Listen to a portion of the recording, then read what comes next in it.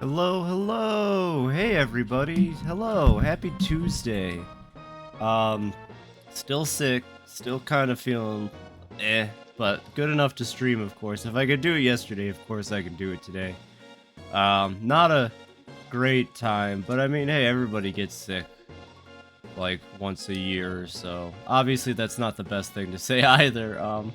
I guess the caveat to all this is I know why I'm sick, and it's because I work in an environment where like up to 3 people were just open mouth coughing on everything, so it was kind of just unavoidable. I tried my best to stay clean. It's whatever. I'm feeling good though, no worries. Welcome back to Final Fantasy VI. Gross? Yeah, seriously. But you know, some people just never learn. And there's that whole thing about like, oh, well, it's okay to be sick, which I also said happens, but it's what it is. It's what it is, of course. So today's probably going to be the final stream of Final Fantasy VI. I'm super excited and also already feeling super like I don't even know what the word is. Melancholic. Melancholic. It's been a fantastic stream so far. Um, in the last session, we did a couple more dungeons. We got the Offering, probably the best relic in the game. We got Odin, and then very quickly turned him into Raiden. So we dropped the chance to learn Meteor for the chance to learn Quick, which is a much better trait in my opinion. Quick is such an amazing and effective spell that I don't even care that we don't get Meteor. We got the Cursed Shield and defeated the Tonberries. We did a couple other things. We went to Cyan's Dreams. That was pretty fun, and definitely not really sad. We chased the Doomgaze down, and it definitely didn't take like 30 minutes to 40 minutes to track down the Doomgaze and kill it. Also a great time. We explored the dinosaur forest, and I did want to mention this. So, the Brachiosaur, hardest basic enemy in the game, even stronger than some of the World of Ruin bosses.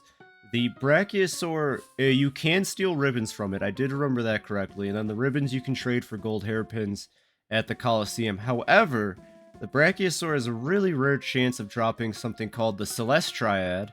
And the Celeste Triad is what decreases all spell cost to 1 MP.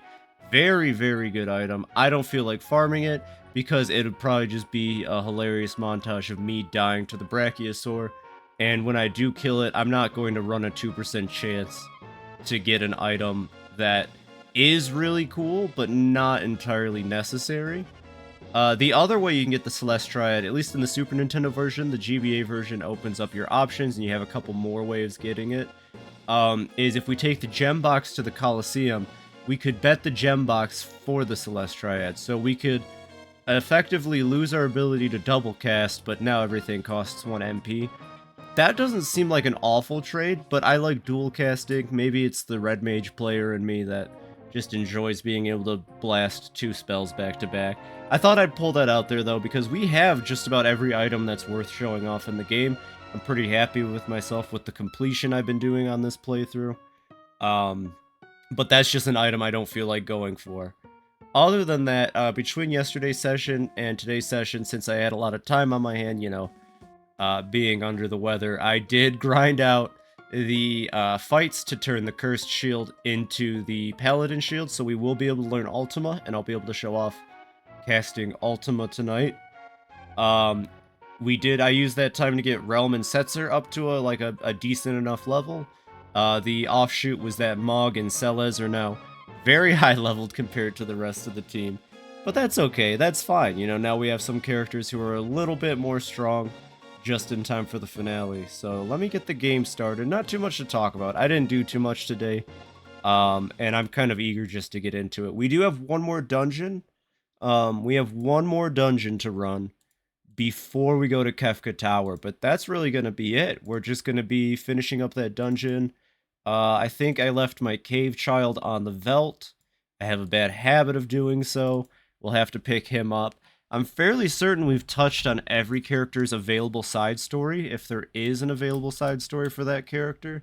That was the big thing for me, is I wanted to show off how Final Fantasy VI does such a good job Hope you feel better soon. Thank you. Me too, honestly. I hope I feel better in time for Friday, because Friday will be starting Nier, and I don't think it would do right to be sick for Nier. But, you know, Final Fantasy VI was like a one for me kind of stream, so I don't mind finishing it out like this. But let me just show off the team we got right now, and then we'll go do that side story. So we got Strago. I equipped him with the Magus Rod. It seems like the best outfit that he can equip. Thanks to running into the Senior Behemoth twice on the Veldt, we got him in a Behemoth suit. We got Realm in a Behemoth suit. As you can see, Celes has the Ragnarok and the Paladin shield.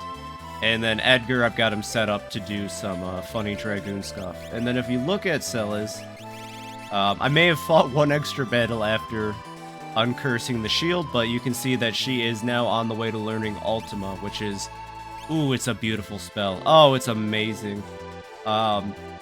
Actually, there was a conversation that I was looking into about like who was the strongest mage, just like in Final Fantasy in total.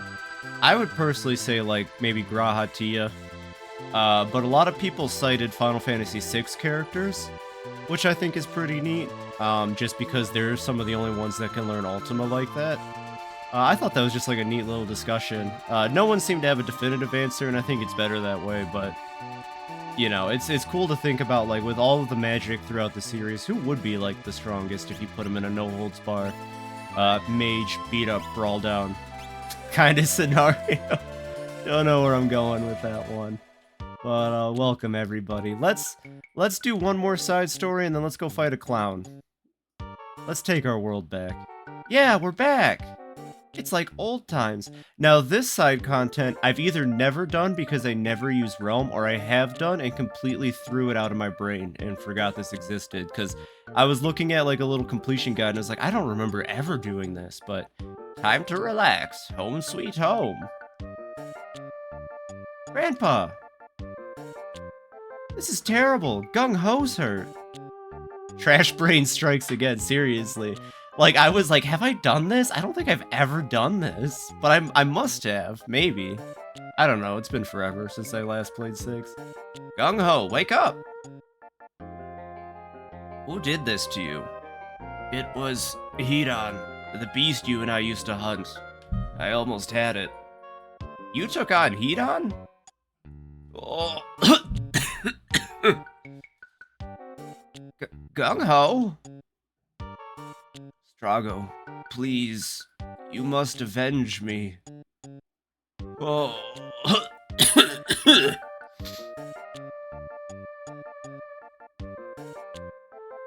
Well, you gonna do anything, Strago? You're just kind of sitting there.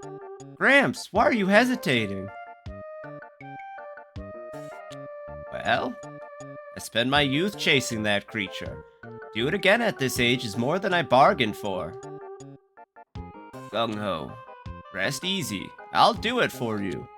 Heck yeah, we're doing a hunt. Let's go get some Clan Kupo nuts or whatever. We'll buy a cool chess piece later.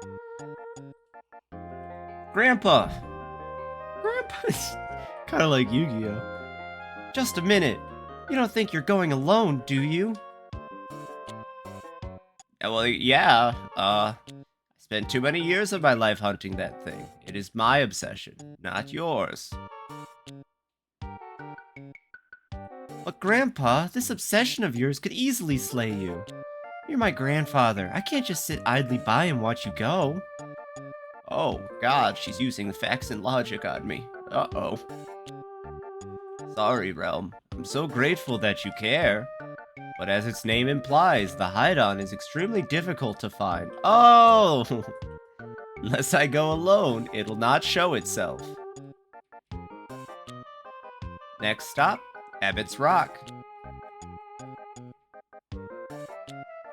That's not gonna stop her. Phew. I mean, we've already know for a fact that she's just gonna hide and follow him anyways. Plus, yeah, we have a full party. Now, I really thought if I told her that I'm going to go alone, she would be like, well, okay. But I guess not. So that should open a little cave to the north. And then one last little small dungeon. Shouldn't take too long. A little field trip, everybody. Let's go fight Hedon. We're definitely not following Strago. Strago. Old man. This definitely doesn't strike me as something I've done before, but how old is he? I'm sure it says officially on his wiki page. Given his gray hairs, I'd say he's gotta be at least in his 70s or 80s. Which is funny, because compared to a lot of the other party members, Strago is, like, old. Not that that's a problem, but, like, oh god, what have I done? Oh, I'm hungry. Hungry, hungry, hungry. He's 70. Oh god, yeah, Strago's 70 years old. Hungry, hungry, hungry, hungry. Feed me! Otherwise, I won't let you by. I like to eat coral. Have any? Hand over some coral? I don't have any. Skinflint, get out of here. Damn, he's strong for 70. He's a powerful old man. I may be old, but I can still kick your ass, Kefka. These things are called hippocampus. I also bothered to teach Realm actual magic. I realized she doesn't have anything but level 3 spells, which is kind of funny. Also, Celes has Flare, which is cool. I should just teach her all of the magic. I should probably have her, does she have? No, she does not have, Pearl, Holy, whatever you want to call it. But she does have just about every healing spell. I want to be as healthy as him when I'm 70. Same. I've actually decided, like, if I get too old, to the point where it's like, I can't do stuff as well as I used to, my plan is either A, cybernetics like in Cyberpunk. Like, I will replace my hands if I get arthritis or something. I'm not letting my hands go. I need to be able to play video games until I'm 90. I don't plan on living forever, but I want to at least live until, like, I'm 80 or 90. I wanna be able to enjoy being old and getting paid to be old.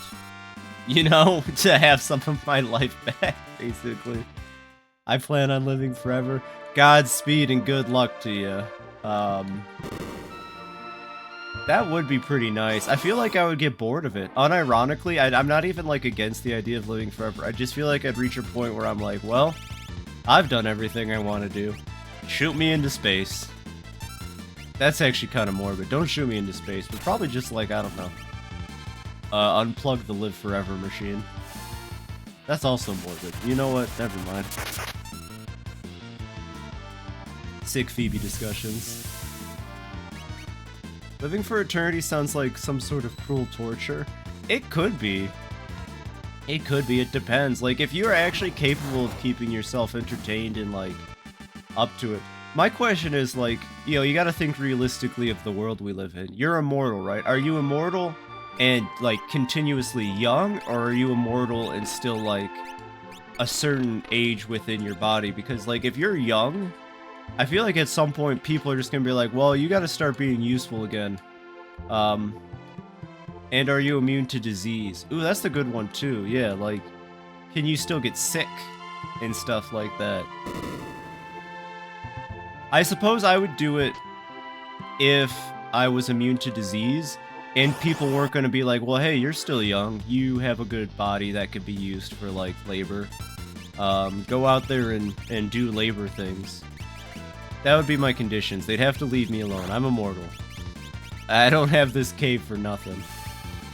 Although I guess I am immortal, huh? It's already been about 1,000-ish years. You know what? Yeah, actually, live forever. It's awesome.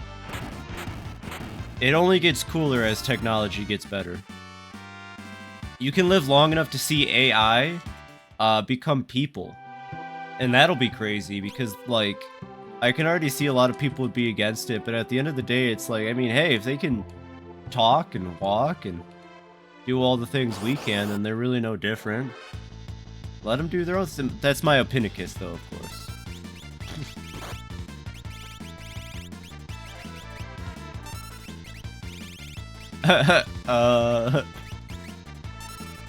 I'm pro AI, and I'm definitely not saying that now to cover my butt later when they rise up. I, for one, welcome our AI overlords.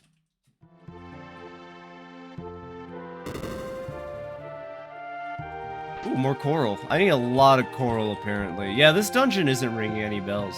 You'll be their spokesperson when they take over. Yeah, exactly. And then they'll make fun of me because, like, you know, like how we make fun of AI right now for not getting sentences correct. They'll be so advanced that they'll see my sentence structure, be like, pfft, this human. Bleh. I'm smarter than him.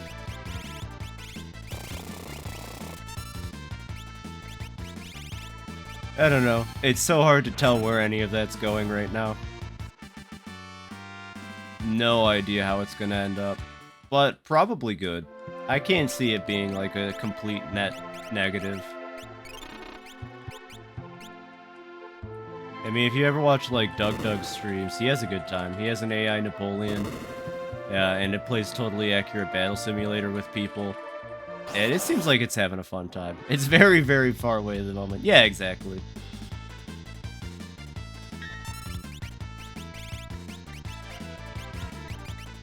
Well, these enemies, like, maybe it's just because I've grinded out some levels, but it really feels like my team at this point is more than capable of winning these fights.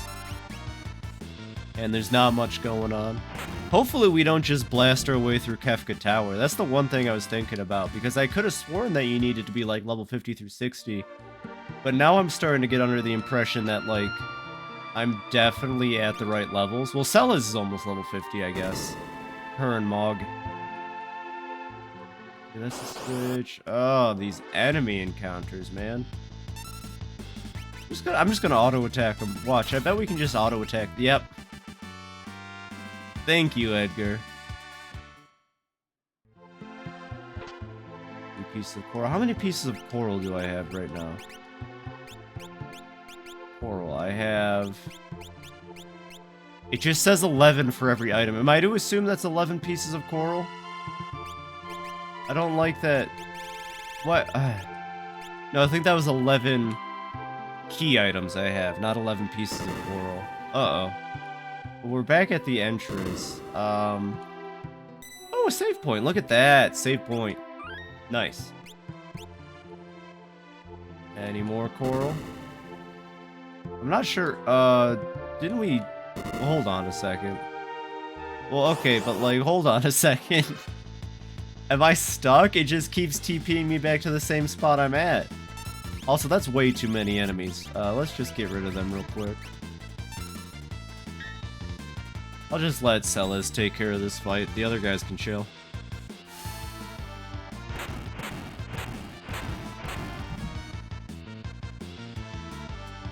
Go again. You didn't kill them all. Go again.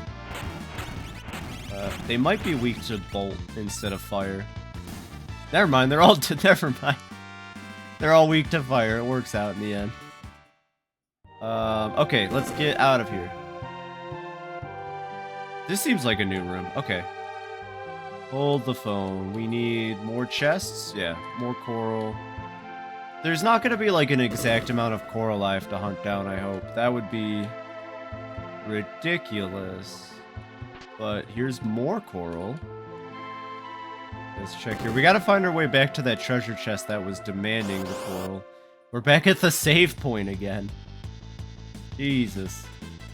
Okay, basic attack should work here. I don't think the Magus Rod that Strago has equipped is good for basic attacking. Excuse me. Oh, it does enough damage. It does more than enough. Is Edgar gonna jump? Do I have him? I don't have him set up as a Dragoon. Ooh, I might need to check the relics on my team. I might not have equipped relics on the team. Now that I think about it, no, because he's getting protect from something. Or shell? He's getting shelled from something. Check that real quick. Relic, Edgar. No, he does not have any relics. Okay. Dragoon Horn, or Dragon Horn, my bad. And Dragoon Boots.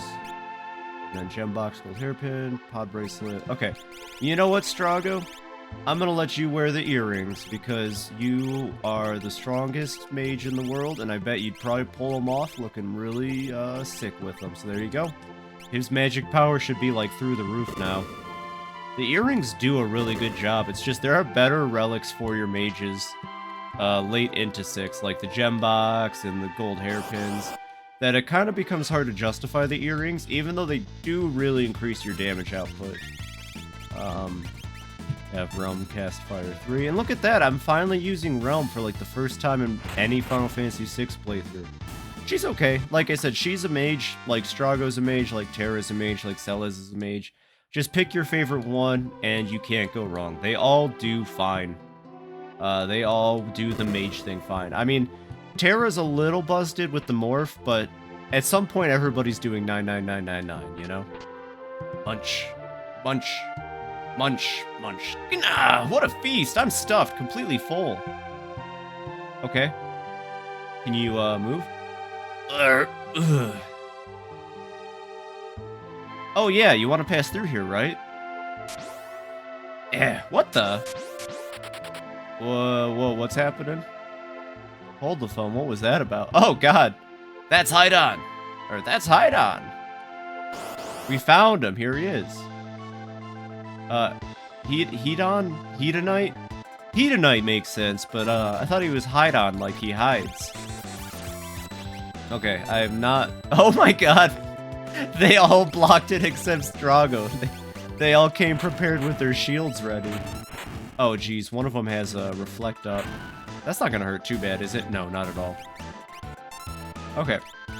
Strago, you are dying of poison, but I cannot be bothered. Let's just cast fire. It looks like an undead enemy, so probably fire and, why does that one have reflect back there? Yeah, probably just,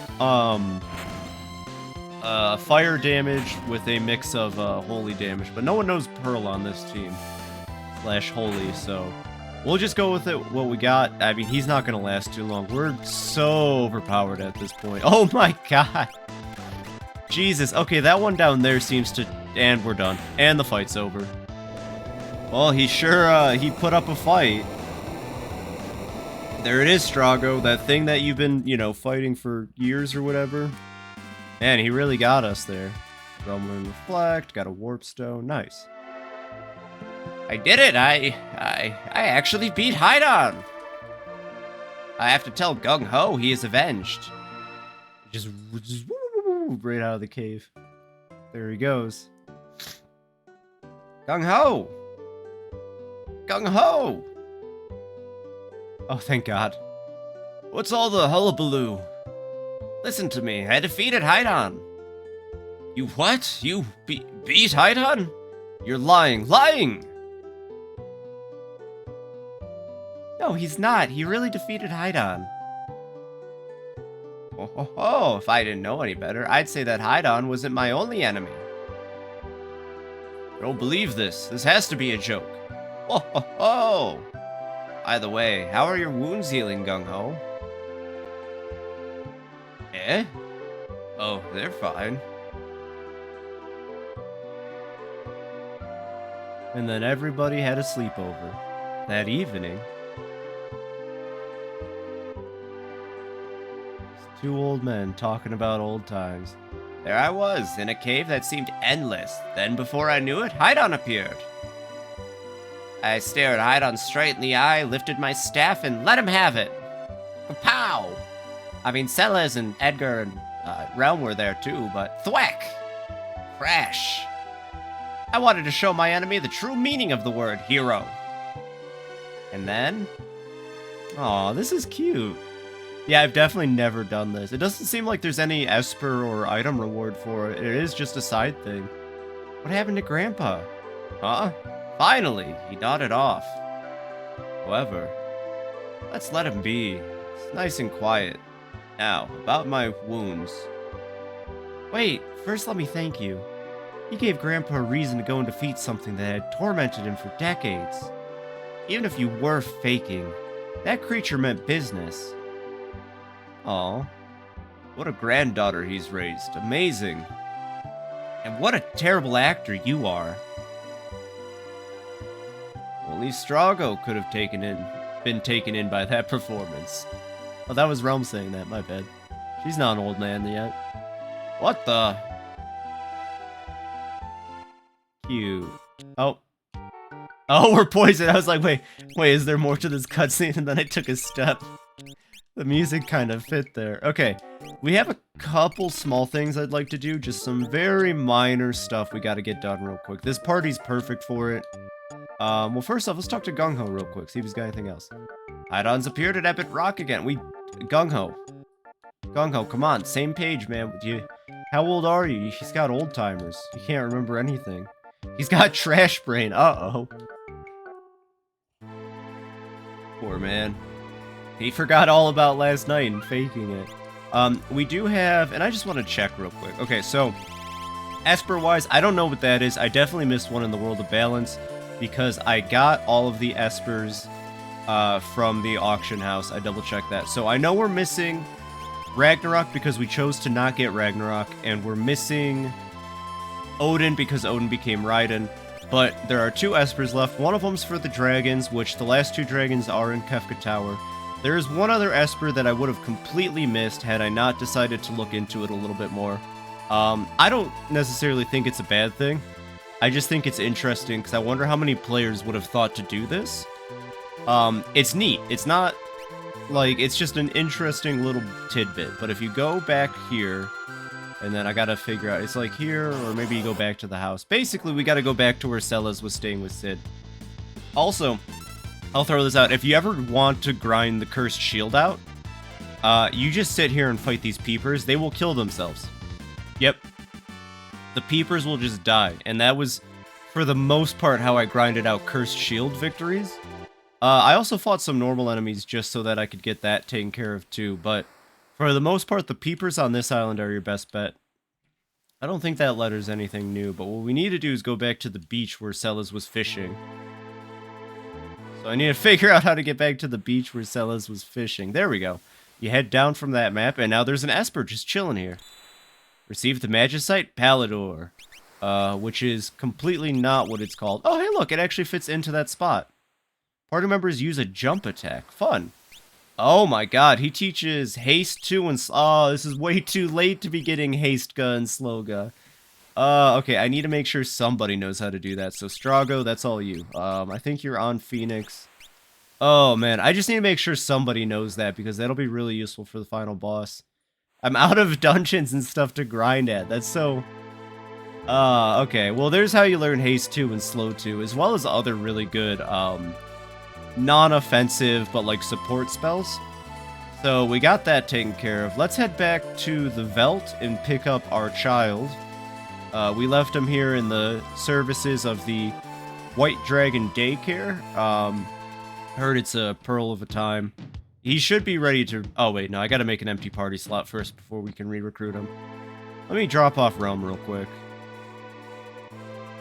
We'll go pick up Gao. Gao has been actually a lot of fun to use. Now that I've actually bothered to try using him once, I can see where the fun is. And not obviously, but honestly, setting him loose on the Veld isn't as, like, difficult as I thought it would be. Gao's the GOAT. Yes, he is. He's actually a lot of fun, and I would recommend trying him out. It doesn't take too much investment. It certainly takes less investment than some other stuff in the game to have Gao and teach Gao how to be useful. I should probably equip Terra with anything. Give her the Atma, because the Atma's not bad. Oh, also, while grinding, I did get some of the Imp gear. So one of the pieces of Imp gear is the Tortoise Shield. Now, you'll see it has pretty good stats, better stats than some of the other equipment. Fun fact, these stats don't apply unless your character is imped. So I just wanted to throw that out there because it is a fun time. But we don't have the whole thing going. I have that. I believe I have the body piece too, but I'm missing the weapon and the hat for a full imp time. Yeah, there's the imp's armor. Not terrible armor, but again, you need to be full imp or it's just not going to work. You got to go full imp. If you don't go full imp, then what are you doing with yourself, you know? We'll save here. Also, yeah, so that thing I said about the Tonberries on the Veld. The Tonberries can appear on the Veld, apparently. The issue is that you can't learn their rages where the bug comes in. So for some reason, the Tonberries are coded weird, and their rage command is coded weird, where if Gao learns it, it actually just gets erased and he doesn't learn it. But I think that does mean that if you wanted to, you could bring Gao out to the... You could bring Locke out to the Veld. And we all know how useful Locke is and how great Locke is at existing in this game. You could try again to have Locke steal Minerva plates from those Tonberries. So you still have a chance of getting them, even if you kill them during the chest fight. You just can't learn the Tonberry Rage. This might have been fixed in the GBA version, I'm not sure. I didn't do enough research into that. Anyways, Gao. Oh no, Gao learned from Doomgaze how to hide. I knew we left him out here too long. He's picked up some bad habits from some bad monsters. Just keep melee attacking. I'm really nervous about hitting Gao again like I did last time and having to look longer for him. So I'm trying to be very patient with my attacking. I don't remember when we fought the hazers though. These enemies don't really... Come on, Gao. Come on, Gao. I need to get out of here, man. We got other stuff to do still, Gao. He should be showing up anytime now. Surely he saw the airship and he's like making his way over here. Gao? Gao? Fight through these. He doesn't know what an airship is. Oh, good point. He probably just assumes you fly around in a giant living mechanical beast or something. Oh, there he is. There's our Gao. Wow. Alright, come on, Gao. Ooh, I'm Gao. I'm your friend. Let's travel together. Get in here, you little... He does know how to fly them, though. He does know. That's true. You can't have Gao... He might not know what it is, but he sure learned how to fly it from his friends in the Veld. So we should have White Dragon now, which... Is it like... Oh, where is it? I definitely left him with the dragon. Tefailer, Behemoth, Aeronade, Magitech Armor. White Dragon, there we go. I'm gonna just assume that White Dragon is really good for him. I'm gonna guess it's probably one of the best ones that we could teach him, so... We're set with Gao. I'm going to drop him out of the party and re-grab Realm real quick, actually. So there is one other item that I know I missed, that I only know I missed later. And I'm not excited to do this. It shouldn't take too long. But I figured, you know what, if we're going to the final tower, it probably would do right to make sure that every character is as potent as possible. I'm not taking Umaro with me because Umaro has fallen behind in levels. And also, I love that Big Yeti. He's a great time. He makes me happy. But, I think we'll be okay. So, thankfully, we don't have to go too far, but we do have to re-enter for the final time Kefka Tower. Because I missed an item in Kefka Tower that I just really quick want to go back and grab. Are these the... No, I want the sprint shoes. As it turns out, I almost not only missed the chainsaw if it weren't for your guys' help. But there's also another Edgar gadget that I could have completely missed if I didn't know it was here. I cannot find the sprint shoes. Did I must have left them on another character. I bet Shadow has them equipped or something. No, wait, there they are. Never mind. Found them. They exist. Alright. So in Kefka Tower is a hidden treasure room that I missed. We don't have to go too far. We just have to make it back to the first treasure room. So we only have to fight the very basic enemies. At this point, we have a lot of magic. This is also good because I wanted to make sure that some of these characters can learn stuff, and you get a lot of magic points in the tower. So you know what, Strago, he's still on Phoenix. Realm, I guess you get to be the one that learns how to do, Haste, Realm. Good for you, Realm. You can learn Haste and Float. Float is also a really useful spell. I haven't used Float enough. I know I was using it a lot with Gao way back in Zozo, because the Gigas had a death rattle that was just it casting Quake. Float is really good if you want to avoid taking all of the insane Quake damage. Oh, that enemy has a reflect up, huh? Okay. 1 second. I can kill that enemy super fast. I just need to make sure... I don't think she has reflect, huh? Oh, you know what else I could do that would actually work here? Just cast Berserk on myself and Terra, although after the first Berserk goes off, I don't think she'll get the second Berserk off. Oh. Yeah, that's just gonna reflect to hurt us. You know, wouldn't be Kefka Tower if it wasn't at least a little bit of a nightmare. I think this might be the hardest dungeon in the game. And she just blocked the Berserk cast on herself. Okay, well, it worked on Terra, so that's all that matters. Come on, Celis. If you cast it on yourself, there's no need to reflect it like that. That's just insanity. They're gonna get their health quartered. Oh, he's casting safe. Oh, on her. Interesting. I forgot that these guys kind of reward you for physically attacking them. Anyways, okay, now that that's up, we'll just blast Strago with some fire. This fight will be taken care of fast. Terra's too crazy to deflect with her shield. Also, yeah, it was probably a bad idea to cast Rage on her because the Atma weapon decreases in damage the less health they have. That's okay, though. And dead. Right on. Only one fight and we're already half dead. That's exactly how I want it to go. So then, we may have not missed any Espers looking at where Palador is. There's a good chance I'm crazy, and there's just an extra slot at the bottom of the Esper thing. Just like an empty space, you know, why not? A little empty spot.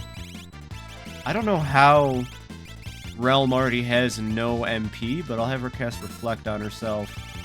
And then, you know what, for funsies, I'll have Celes do a double flare. Double flare burst, that should be fun. And then Pearl, just in case they don't die. Oh my god, she got it off before Celes could cast. Dang. I didn't know maybe there is like a cast speed mechanic to this. Or maybe dual casting takes a little bit longer. I think it's really weird that Strago can't use his blue magic in this tower. I can understand not being able to use the rages, but it just seems really odd that you can't blue magic cast. I'm gonna cast Quake just because it's funny. That's probably a bad idea, but like just in case Celes doesn't get the job done, we'll have Strago cast Quake. You can't reflect Quake. Don't ask me how, I don't really understand the logistics of it myself, but you can't reflect a Quake spell. That's just the rules. I don't make them. There we go, more magic points. Okay. Not too much for... oh my god. Oh, these guys shouldn't be bad. Level 30s, I'm pretty sure we can... Yeah, I'm fairly certain level 30 magic you can just do multicast on. They shouldn't have Reflect. If they do have Reflect, then we're about to take a lot of damage. Oh yeah, we're good. Uh-oh, they're casting Imp. That's not fun. And they're casting Reflect after casting Imp. Interesting. Imp yourself? Come on, Imp yourself. Nope. Of course not. Yeah, status effects. They're so useful in older Final Fantasies. I love how often you can just status affect your opponents. And we're gonna have to cure that Imp real quick. Also, how is she coming along with Ultima? Almost there. We should at least have Ultima for the final boss. And as long as we have it for that, I'm pretty happy. You should know Imp. There you go. Oh, whoops. I misclicked and turned the old man into an Imp for a second. That wasn't very nice. What the heck? I'll have to buy more tinctures before we head off into the final dungeon too. Okay, so in this treasure room, I think it's this treasure room. Yeah, there it is. You press that switch, which opens up a door somewhere. Oh gosh. If we have to go further up, we have to go further up. That's just how it works. Cast a Flare, cast a Fire 3. Does he have Reflect up? He shouldn't have Reflect up. I mean, you know, if we have to go further up the tower, this isn't a bad time to train my mages to know some of the best magic going into the final dungeon. So I'm not too upset if it takes longer. I could have sworn it was just you press that... Oh my god, we're dying of poison. Oh my god. But this might end up like the last time we came through here. So that didn't open up any doors here. Oh, it's down there. Okay, we don't have to go too far. It just opens up a door down here. And then you get the Air Anchor, which is Edgar's best Machinist weapon. So we got the Air Anchor now. That's pretty nice. Okay, what do these guys want? Remedies? Okay. So I think you just use the item that they use. Right? So if we use that on him, he'll be like, oh, thank you. That was pretty cash money of you. Just kidding. I might be thinking of magic pots from another Final Fantasy. Oh, let's just kill him. Oh, elixir. Ooh. Yeah, I think they're just here to use cool items on you and be super nice. Don't cast electric, though. They're apparently immune to electric. Wonder about Quake. Okay, yeah, they seem to absorb anything that I throw at them. Let's try Quake and Pearl on them. Why not? Oh, that's probably gonna hurt. Oh, they healed off of that. Oh my god, he killed himself. Oh, that's nice, though. They rezzed him. That's very nice of them. I don't think we get any EXP if they, Wow, how do you go about kill? I guess you really need Umaro here. Or Berserk Spell. Oh, I still got magic points out of it. Okay, not a complete waste. I guess I really was just banking on Umaro to be super useful, when I was here last. But we got the air anchor, so we're done here. There is not a single other thing I can think about showing off at this point. So let's go fight the clown. Let's go take it to him. Let's see. Fire 3. Oh, those are the ones that have reflect up, huh? Shell. Shell on Strago. Because Strago's just so weak that his poor brittle bones can't handle a Quake cast. At least he's not like Tella from Final Fantasy IV and he dies casting Meteor. That might be... Oh my god. I'll probably stream Final Fantasy IV one day. Final Fantasy IV is so middle of the road. I think it's a fine Final Fantasy. I just think it's hilarious that in the game where every character who sacrifices themselves doesn't die, like, half of the cast does some heroic grand gesture, and then it's like, oh, it's okay, I survived the exploding tower, or I survived falling down a chasm with a bomb, like, held tightly to my chest. But then the old man wizard who casts Meteor, he's just like, oh my god, that was... Oh god, casting Meteor just took it out of me, man. I can't do this no more. 4 is fine. 4 is a fine Final Fantasy. I just think it's silly how they go about it. Or, like, I like Edward the Bard. He's fine. But Edward, like, sprains his leg and he's out of the game for the rest of the game. He gets a little boo-boo and he's like, I can't fight no more. It's a silly Final Fantasy, but it's good. It's got its high points for sure. Fusoya is a great party member because he just turns into a pile of beard. But at least Strago's not that old that casting Quake unalives him for the rest of the game. Are you playing on a Super Nintendo or running an emulator? I am definitely using an emulator, and by that I mean a completely legal 1 in 100 Nintendo PC machine that is definitely okay to use. I'm emulating it. But I'm playing the Super Nintendo version on emulator because I like the GBA version, but I didn't want to deal with the music being kind of eh. And I don't care about the pixel remasters. Super Nintendo version is BIS? Heck yeah. Honestly, that's the cool thing about Final Fantasy VI. Even though the GBA version adds more content, I think the Super Nintendo version is more than serviceable. And you don't really need to play. Glad you're running that. Yeah, well, you're welcome. I feel the same way about it. Although, I think maybe the next time I play this in like a couple years or so, I'd probably just get like a music mod that does the Super Nintendo versions of the songs in the GBA. So I can show off stuff like Gilgamesh and the Jumbo Cactuar. I could attempt the Kaiser Dragon and the Dragon's Den. Although the Dragon's Den will probably make me pull my hair out. So I guess, yeah, that's something to work towards. But, let's see. All we got left now is Kefka Tower, actually. Let me buy some tinctures just so I'm well stocked. And yes, I grinded for a lot to get the Cursed Shield taken care of between streams, so... I have a lot of money now. I'll just buy potions. Screw it. Why not? I'll just buy items. It's the end of the world. Money doesn't matter. Currency is whatever.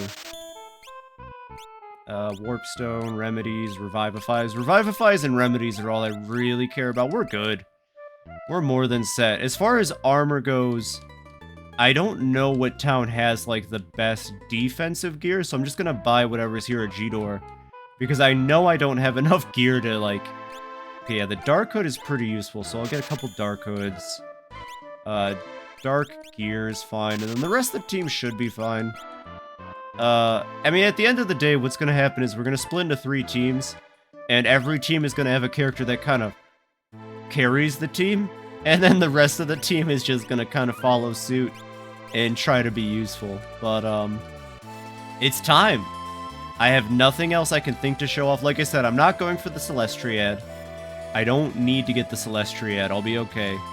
I have enough gold hairpins to survive. We've done every character's side story, which makes me happy. We've done every dungeon that I can think of. We've gotten just about every weapon that I feel like is necessary. A lot of the good weapons are in Kefka Tower anyways, so without further ado, right, we're going in. It's been a long journey, and it's been a long time coming. It's time to break into Kefka's domain. What's wrong, Sellers? Statues give the Espers the magical energy they need to live. If we destroy the statues, what'll happen? I'm really not sure, but the Espers and magic, too, will most definitely disappear from this world.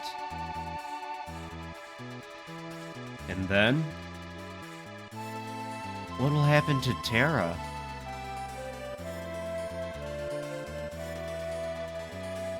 Oh, everyone's like, alright, so let's make up our final teams. So, Team A will be Celes. Team B will be led by... And you wanna divvy up your mages for this pretty well. So, Team 2 can be led by Edgar. And then Team 3 will be Team Goofballs, led by Mog, I think. Team 1 has Celes, so we'll also throw in Locke. Because she'll be able to compensate for Locke existing. We'll give them Setzer and Shadow. This should be a pretty solid team. So Team 2 is Edgar. Their mage will be Terra. And I think Sabin and Cyan will make up the rear for that. And then Strago, Gao, and I mean, like, Ralph, I feel bad. I did not use Gogo at all. Locke where? Locke, he's already preparing to lay on the ground. We did not use Gogo a single time in this playthrough. I'm okay with that. Mimic is fun, or Mime is a fun class. Gogo is a fun character. I'm okay not using Gogo. Umaro is a lot of fun too, and he is the main character we've decided. But I let him fall behind in levels, and honestly, I like the idea of Team Goofballs being Team 4. Although I think Umaro might make more sense for Team Goofballs than Realm. I would feel bad not using Realm. Like, these two are optional funny characters. You don't necessarily need these two as much as you need the rest of the cast. Giant Monster is such a goofball. Alright, listen, Realm, you're a good character, you're powerful, you're strong, whatever. We're using Umaro for Team Goofballs, and Gogo and Realm can sit in the rafters waiting for their time to shine. Alright, here we go. So we got team characters I enjoy in Locke, Team Edgar, and Team Goofballs. And here we are on Kefka Tower, the final dungeon of the game.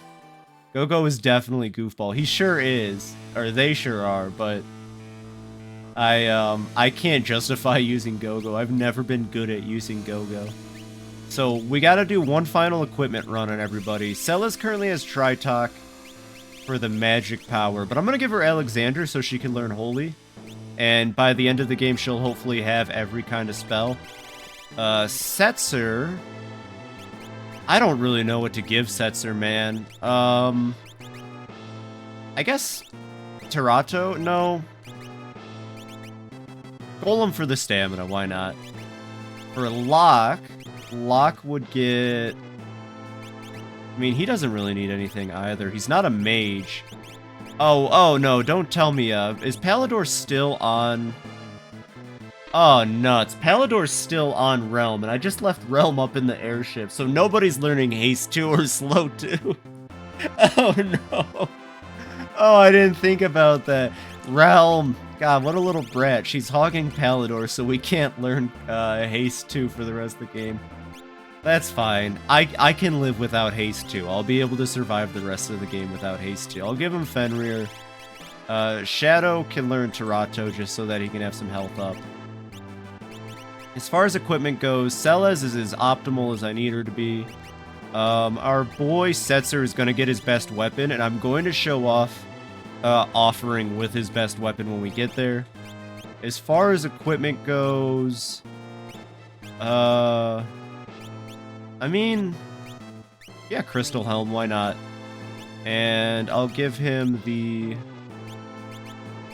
Oh yeah, I bought a lot of dark gear, that's right, so I don't have to worry about that. For Locke, I'll give him the Valiant Knife, with a Ice Shield. I should have a couple Ice Shields and Flame Shields now. Dark Hood, Dark Gear. I'm not gonna give Locke anything super crazy. Shadow gets his Stunner. For the head, Dark Hood, Dark Gear. Nothing crazy there. Relic-wise, Setzer for now. We'll just have the back guard and the safe... No, not the safety bit. Oh, I forgot to unequip anything from Realm, huh? So she's just kind of hogging good equipment right now. I don't... One second. I think we can leave real quick. There it is. No. God dang it. We just have to jump on the hook when it gets over to one of the teammates. Oh, and we're in a fight already. This is going amazingly. Kefka's shaking in his boots right now, I can tell. He's probably... Oh, I bet he's terrified. Anyways, there's Evil Oscar, cousin to Mad Oscar. Definitely not Marlboro. I don't know where you would get the idea that this thing should be called Marlboro from. Clearly that's Mad Oscar. That's the evil and sinister Mad Oscar, famed for his role in Final Fantasy VI. My bad, Evil Oscar. Mad Oscar was back in Daryl's tomb.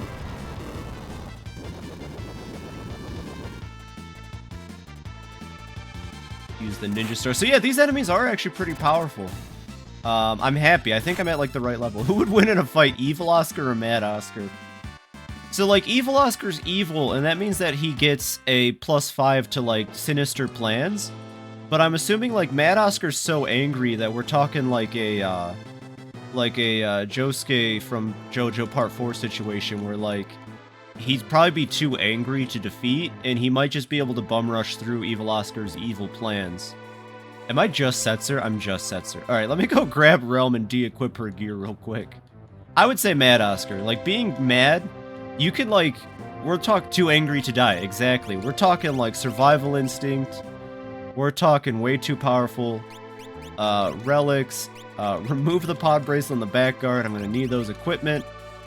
Just remove all of this. We're going to need those. Especially the red cap. Oh my god. And then for Espers... And too angry for any limitations, exactly.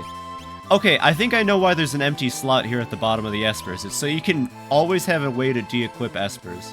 So I have showed off every Esper in the game. I'm happy with that. Alright, Kefka Tower. Wow, it got a lot bigger since the last time we were there. Right, we're going in. Realm, what are you doing? She's heading straight for it. Alright, Celes, Edgar...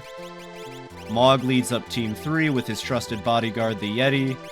Strago and Gao are not too far behind. Sabin gets to hang out with his brother and Cyan. Locke. Terra hangs out with that group.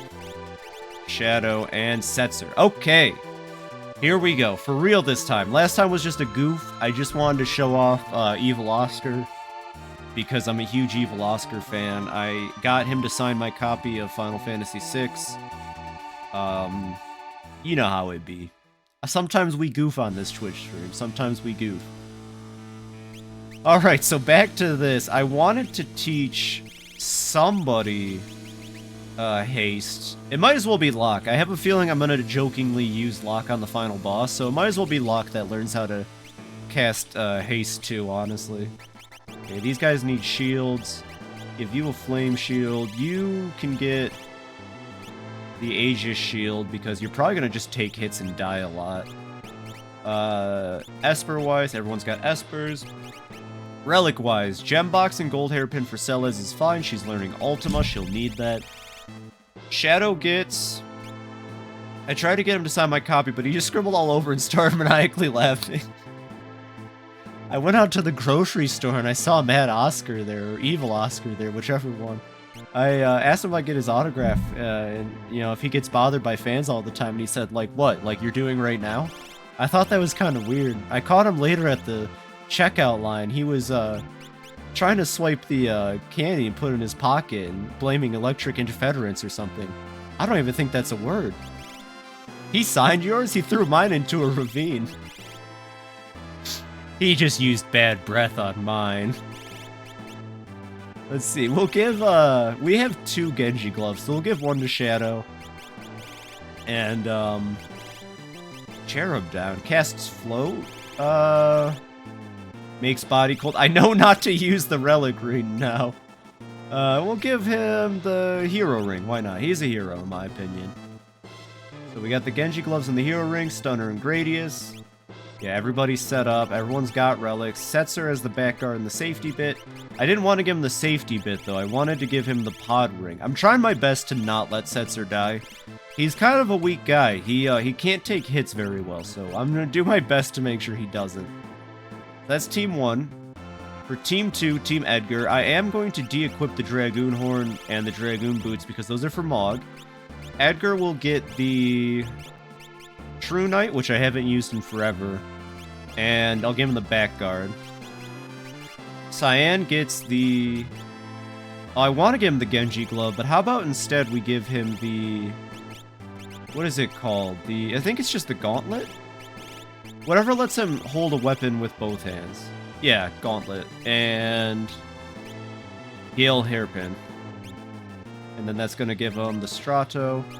Even though I feel like the Aura should be better than the Strato, I guess it's not. Crystal Mail, Force Armor. Let's give him the Force Armor. He probably needs better magic resists. Now, Sabin. Sabin's the one that's going to get my favorite combo in the game. Genji Glove, Offering, and now Sabin's just going to hit really hard with his 2 gauntlets. Dark Hood and Red Jacket. Let's swap that out for the Red Cap. There we go. He's going to hit like a truck. It'll be really funny. Yeah, we'll give her the Crystal Mail. Actually... we give her the white dress for more magic damage. And I think I only have one Oath or Mystery Veil, so never mind.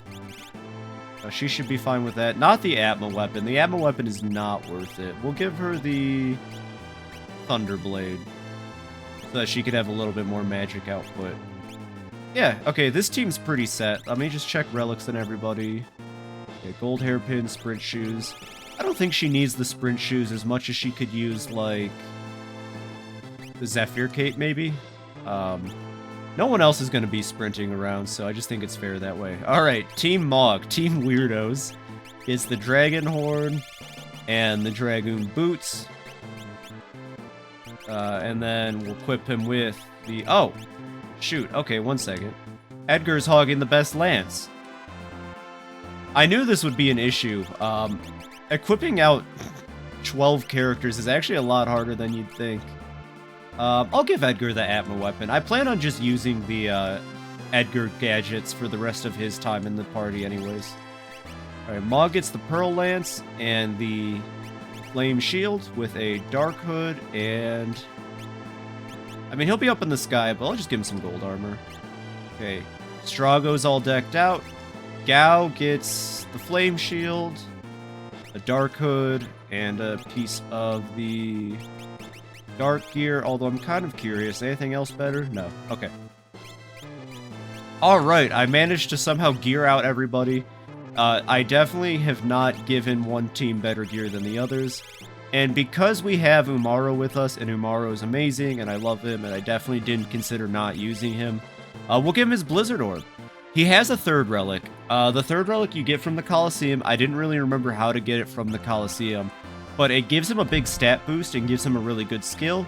I don't think we'll need it, but it's worth keeping in mind. Umaro has 3 relics, and I don't think the Blizzard Orb is all that good of a relic, but we're going to equip it anyways. Let's start making our way through Kefka Tower, though. Oh, hey, look, another red cap, like, immediately. I'll have to make sure to equip that to somebody. Uh-oh, we're already dealing with behemoths and stuff. Where is White Dragon? Alright, I wonder if White Dragon will give Gao float. I'm really hoping it does. Oh. Well, he hits really hard, that's for sure. Fire 3. I don't know if using fire on a behemoth is the right idea, but we'll see. Anyways, let's see how good Team Oddballs does. Dang, these guys have a lot of health. Oh my god! Yo, the behemoth threw a haymaker at Strago, and Strago just deflected it with his shield like nobody's business. He did it again! Strago's too powerful. Old man way too strong. Alright, Team Oddballs is having no issue. They're gonna be fine. Oh, shoot! Espers. I forgot to equip Espers to Team Oddball. Give Mog Starlet, just in case I need quick healing. Phoenix is fine on Strago, and Gao can get... Gao can get Tritok? I don't know, maybe it'd be funny. I got nothing else to give him. I've kind of, set up the rest of the team. Alright, making our way through the giant trash mountain, that is Kefka's Tower. I'm gonna go check that room up there first. There's a lot of really good equipment just scattered through Kefka Tower. I sometimes wonder if the devs intend for you to make your way through Kefka Tower up to a certain point, so that you can get a lot of this gear and then back out, but like, this is a hard place to be. You can't just stroll into Kefka Tower, so I'm not sure what the plan was. Yeah, well, there goes Gao casting Holy. It wasn't a very powerful Holy, I just like the fact that he can do it anyways. And Umaro's actually pulling out pretty decent damage here. So everything's pretty good, honestly. The behemoths keep just going straight for Strago. I guess they're just not that big of a fan of, like, older dudes. Maybe they think he's, like, brittle or something and he'll die really easy. But, it's not working out in their favor, honestly. Go check out this door real quick, make sure we're not missing out on any gear or equipment.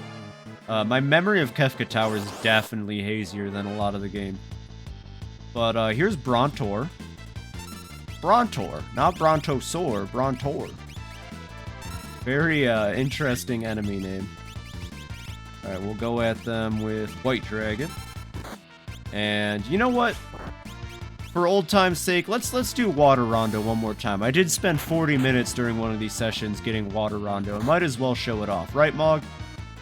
Show him what's up, Mog.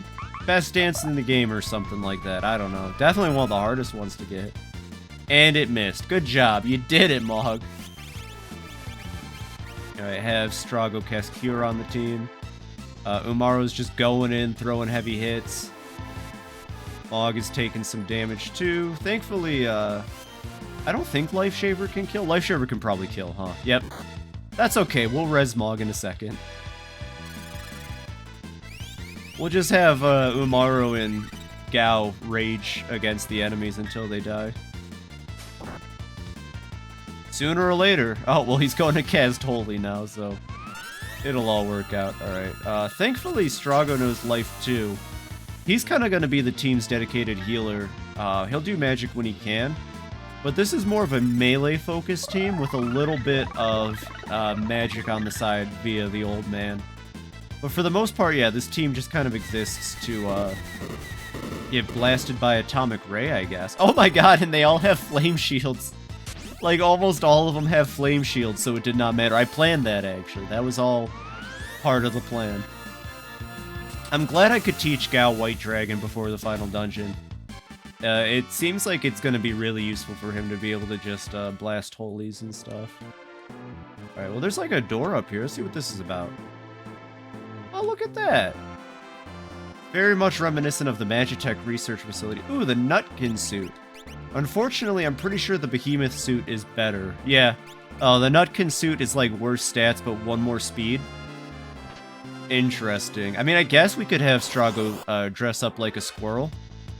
That'd be funny, like, visually. It's more of a theater of the mind thing, though. You 70-year-old man dressing up like a squirrel. Oh, there we go. Yeah, see, Umaro did Blizzard. It was definitely a good time. Alright. Yeah, Strago. See, at the end of the day, these people are all going to do, like, small chip damage. It's really Strago who's going to be out here doing the most damage on Team Oddball here. But I sure believe in Team Oddball. They're my favorite. I'm running for them to be my favorite. We haven't had a team side-by-side since we did the Phoenix Cave. It's been a bit since we've gotten to compare and contrast the different teams I put together. I enjoy this bit of Final Fantasy VI, and it's something 6 gets to uniquely do because it has such a large cast of characters, I feel like. Also, the Scullion has a lot of health. Oh, it's dead now. Never mind, we're good. A lot of health, my butt. Gal learned fire too, heck yeah. He's working on it, he's getting there. Ooh, you know what though, Strago? Maybe instead of the earrings, I should give you a golden hairpin. Yeah. Yeah, 1 earring, 1 golden hairpin. And I'm gonna need some of them tinctures I bought already because I have blasted through his MP reserves. Everyone's nice and healed though, so nothing too bad. Alright, well we got kind of good items. Oh yeah, we have a red cap. I should put that on somebody. Can Strago equip a red cap? He doesn't really need... Oh, you know who could use that though? Actually, Gao. Gao could use the red cap. I'm not sure what the red cap's supposed to look like. It might just look like a Terry Bogard or like a Get Smoked for a more like recent example. I think it's just like a red baseball cap or a flat bill, honestly. I imagine it is just the Get Smoked hat from Persona 5 that they're wearing. And it just gives them increased power and stuff. Anyways, it might be hard to see, but those are actually like 5 dragons all stacked on top of each other. I'm not sure why this enemy encounter works that way, but there's actually more than 1 dragon we're fighting at the time here. So I'm just gonna... Yeah, that's gonna look really weird, but... Okay, there was at least 3 of them. And we got them all with some ice magic. You know, I think I said earlier that fighting Hoovers or like doing Dinosaur Forest is the best for EXP. It might be better to say that you can grind out a lot of levels just here in Kefka Tower, honestly. Seems like Kefka Tower is the best place to get EXP, and these enemies aren't too bad if you know what you're doing. The Brontours kind of stink, but Dino Forest is the best? Okay, probably Dino Forest. That's Vanish plus X-Zone, easy peasy. You know, I didn't even think to use Vanish plus X-Zone on them. Okay, yeah, Dinosaur Forest. Just make sure you have the right setup for it. I like doing Hoovers because you sometimes get the Cactrots. And they can be really nice if you're trying to also get quick and easy kills for the magic points and money. But I'm imagining Dinosaur Force is probably the same. I'm just scared of Brontosaurus. Big magic points and EXP. But the Brachiosaur, he's scary. He casts Ultima. Who taught that dinosaur how to cast Ultima? We know what took the dinosaurs out. It was the dinosaurs. I'm just really scared. He's friend-shaped. No. Yeah, but you just vanish X on him. Fair enough. You get Boku magic. Fair enough. He is chicken nugget shaped. That is fair. I don't know if that counts as friend shaped, but I do enjoy a good dinosaur chicken nugget. Ooh, another hero ring. I have a couple hero rings. You want to get 99 on all tunes, and that's the route. Okay. I'll keep that in mind, especially if I do play the GBA version at some point. I'm going to have to do some grinding before I do Dragon's Den. Dragon's Den is like the only reason you would need to grind out EXP and levels in 6, honestly, though. That's what I like about 6, is it doesn't require you to be too OP for the end of the game. Although those pugs slash tonberries, though, man, they'll give you a run for your money if you're not ready. Let's see. I learned something other than White Dragon, but I can't... Oh, yeah, I wanted to see if Stray Cat was the cat I was thinking of, or if it was the other cat. Bull 3, Bull 2. These guys might die before Gao even gets something taken care of. Yep, just deflect it with your shield. Why are they all... They all want Strago, dude. Every enemy is just going great for Strago. It's really unfortunate. Poor guy.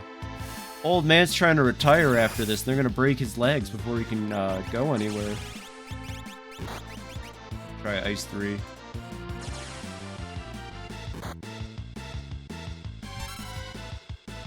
Maybe I should have Mog jump. Oh, never mind. Umaro's got it taken care of. Ooh, uh-oh. That's only gonna hurt, like, one of them. Yeah. Oh yeah, I don't have a fire shield on Umaro. He just naturally absorbs ice and fire like nobody's business, and lightning barely hurts him. He's actually really fun to use. He might be the only Berserker I can think of in the entire franchise too, unless you count jobs in 3 and 5. Umaro's just a great time. Highly recommend him personally. I've never had too many issues with the guy, but I know he can be really frustrating to use, and he probably falls off at some point compared to a lot of other characters. We got a heal point, we got a save. I'm just checking around for items. Oh, what's that? Alright, I guess we got our first boss battle of Kefka Tower. It's Inferno with his arms, Striker, and Rough. Do you have Illumina? I have the Ragnarok. I didn't trade it in at the Coliseum. I probably should have traded it in at the Coliseum, but I didn't think about that.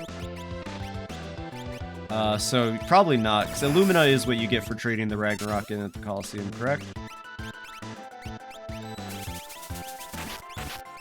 Let's see here. I completely forgot about that. That was something I wanted to do too, but now I feel like it's too late. No, Gikaproka Illumina offering Genji Glove? No. But I will be showing off. That's the Omega setup. Fair enough. Yeah, I completely forgot about going to the Coliseum to trade in the Ragnarok. I will be showing off the fixed dice with offering, though, which fixed dice with offering is hilarious, too, if you can get it to work. And most of the time it does.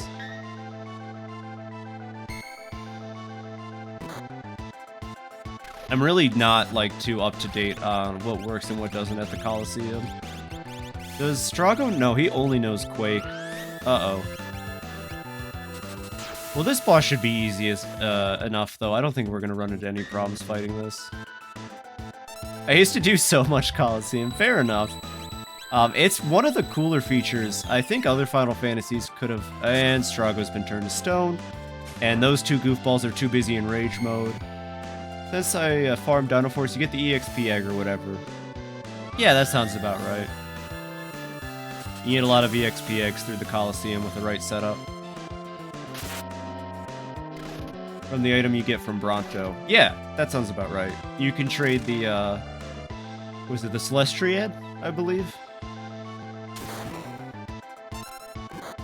These are things that, like, if I play 6 again sometime off in the future, definitely things I should look into. Maybe be more prepared. This was more just like a for fun playthrough. Super min-max, yeah.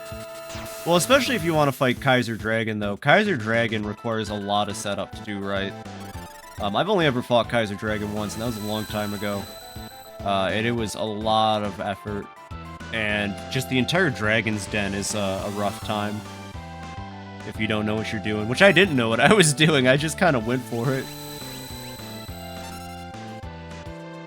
Alrighty. He casted Barrier. I don't think that's Reflect necessarily, so we should be able to just cast Bolt on him. Gao's gonna throw a Holy at him anyways. That is a Reflect. Uh-oh. No, Gao! Oh, okay. Because he's the White Dragon Rage, he just gets healed by his own Holies. That's perfect. Strago's definitely gonna cast a really powerful Bolt that's gonna get reflected here, though.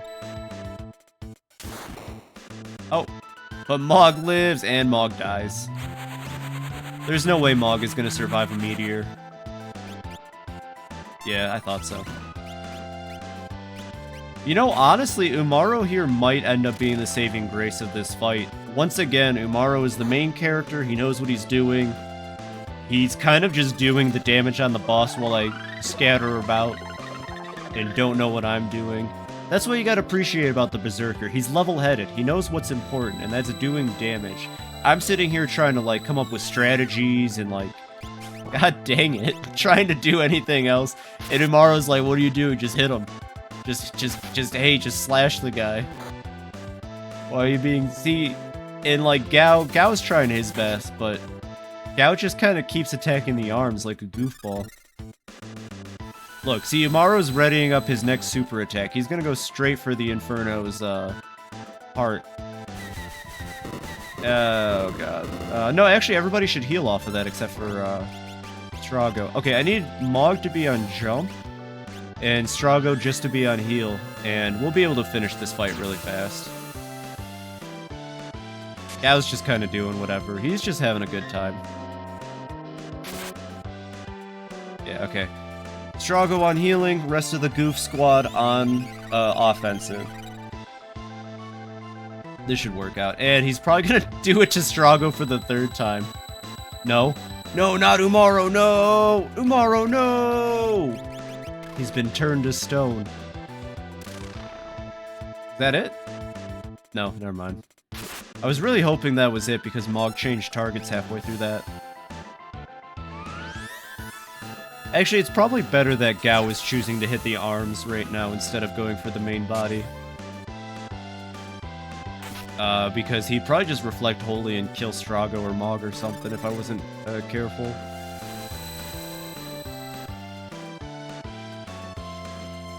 Not another meteor. Actually, we should have enough health to survive a meteor blast. Yeah, we're fine. Okay, Cure 3. Come on, Mog, just finish up the fight, Mog. Alright, if Mog... Oh, there we go, okay. Ooh, first boss done. There's like 6 bosses leading up to Kefka in this tower. That's one taken care of, though. Look at that. Some of them are optional, like the dragons are in here, I think I've said 80 times now. I will be fighting the dragons, and we'll be getting an Esper that I just will not use because of how late in the run we'll get that Esper. But at least it's cool to mention. What are we fighting now? Just more enemies? Landworm? Ooh, as opposed to those sea worms. I hate those guys. Let's see. You know what, Gao? Go Wild Rat on him. Rat. It's time for the rat magic. I've been holding back. But it's time for rat. We all knew this was coming. Umaro really likes using Storm since I gave him the Blizz. Ooh, actually, that was pretty good. Oh, don't tell me this thing is weak to ice and not fire. Oh, never mind, it didn't matter. Did not matter in the slightest. Do one of you have... No, okay. We still have the other parties to make progress with, too. I wonder if each team can just make it to the end. I thought there were parts where we need to hit switches and stuff to do things. Receive Mega Elixir? Nice. Not a bad item to get. What is that item over there? What is this over here? Oh. Okay, well that was something that we had to hit so that a team could get through. Actually, let's go check out on the other teams. You know what? We've been giving Team Goofballs a little bit too much time in the spotlight. Let's go see how the other guys are making it along here at Kefka Tower. We'll just finish off this enemy encounter, open that chest, and we'll go check out on... Let's go to Team Celez. I can't think of a better name for that team right now. Team We Have Lock, I guess we could call it. Team We Got Stuck with Lock. There we go, that should take care of those Vectars. I was really hoping to find the Setzer item, but I don't remember what route it's on. Rainbow Brush. Oh, thank God we didn't take Realm with us. Alright.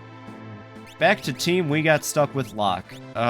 They're all equipped. They should all have relics equipped as far as I remember. Oh, Lock doesn't have relic equips. Uh-oh. Whoops. Thief Glove and the Sneak Ring, because why not? There's probably much better stuff to give Locke, but, you know, he is a world-renowned treasure hunter after all, so I might as well give him his treasure hunting gear. For hunting treasure, of course. And ripping lungs out. Ooh, there's an item up there. Same vector. Yeah, the encounters are going to be the same. Nothing changes between the routes in that regard, which is kind of nice. Let's have her cast Ice 3. And then we'll have Shadow do the Shadow Tussle. This should go by fast. Yeah, giving Shadow the Genji Glove was a good move. This team is really gonna be trickier to use, I feel like, because Strago and Mog I've definitely optimized to do damage. But out of this team, I didn't really do much with Shadow this playthrough. We've used Locke a lot, and I feel like it really says a whole lot when we've used Locke more than I would ever use Locke in a normal playthrough, and he still just kind of comes up unimpressive. I'm so sorry, Locke, but it's just like, it's how it goes. Poor guy does not really bring a whole lot to the team. Also, the Coronet, is that a relic? It must be, or maybe it's only for specific characters. Yeah, I don't know. Doesn't matter. attention span broken. We're gonna keep going. And then Setzer. Setzer's okay. That's about the best I could say about Setzer. He's okay. You could take the time to invest into Setzer, but you're still not going to get too much out of it. It's really his fixed dice that end up making it or breaking it for him as a character, I feel like. I never even taught Setzer Haste. That's not good. He knows Fire 3, though. Hey, maybe he can do something with Fire 3. This is the part of the game where I just start throwing... I'm going to throw the shurikens, then when I'm out of shurikens, I'm going to have Shadow just start throwing every equip item that I haven't used. Locke is built for speed, running, escaping. Yeah. He's not really that great at the whole combat thing. But he sure can get a lot of turns in a row.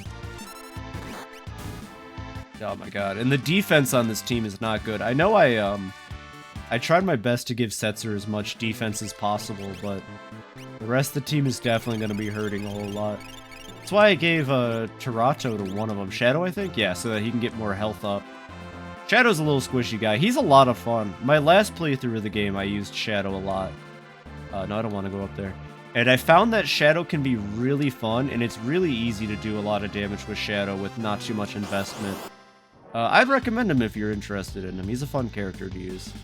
Ooh, Dark Forces. Just hit them with a flare each. I hope they don't have Reflect. If they have Reflect, this is going to be really spooky, really fast. Have Locke Capture, because you know Locke is really good at stealing. Oh, I hope they don't absorb Flare either. No, they don't. Okay, cool. Definitely took a gamble just going right into casting Flare on them, but it worked out in the end. The rest of the team is eagerly waiting for their turn. Yeah, see, Shadow's fine. Like, you don't even have to invest a whole lot in him, and he can do just okay. It cures off on the whole team. Yeah, Dark Forces aren't too scary. Revenge is a scary move. Yeah, Revenge is a scary move, though, that I did not expect it to have.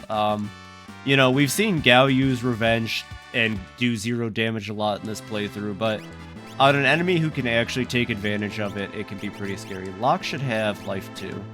There we go. Yeah, pick her back up, no issue. So I gotta keep in mind with the Dark Forces, kill them fast or be prepared to die. Fixed dice, there we go. Alright, so let me go find out who has the offering on them right now. Oh, it's what's his name? Sabin. Okay.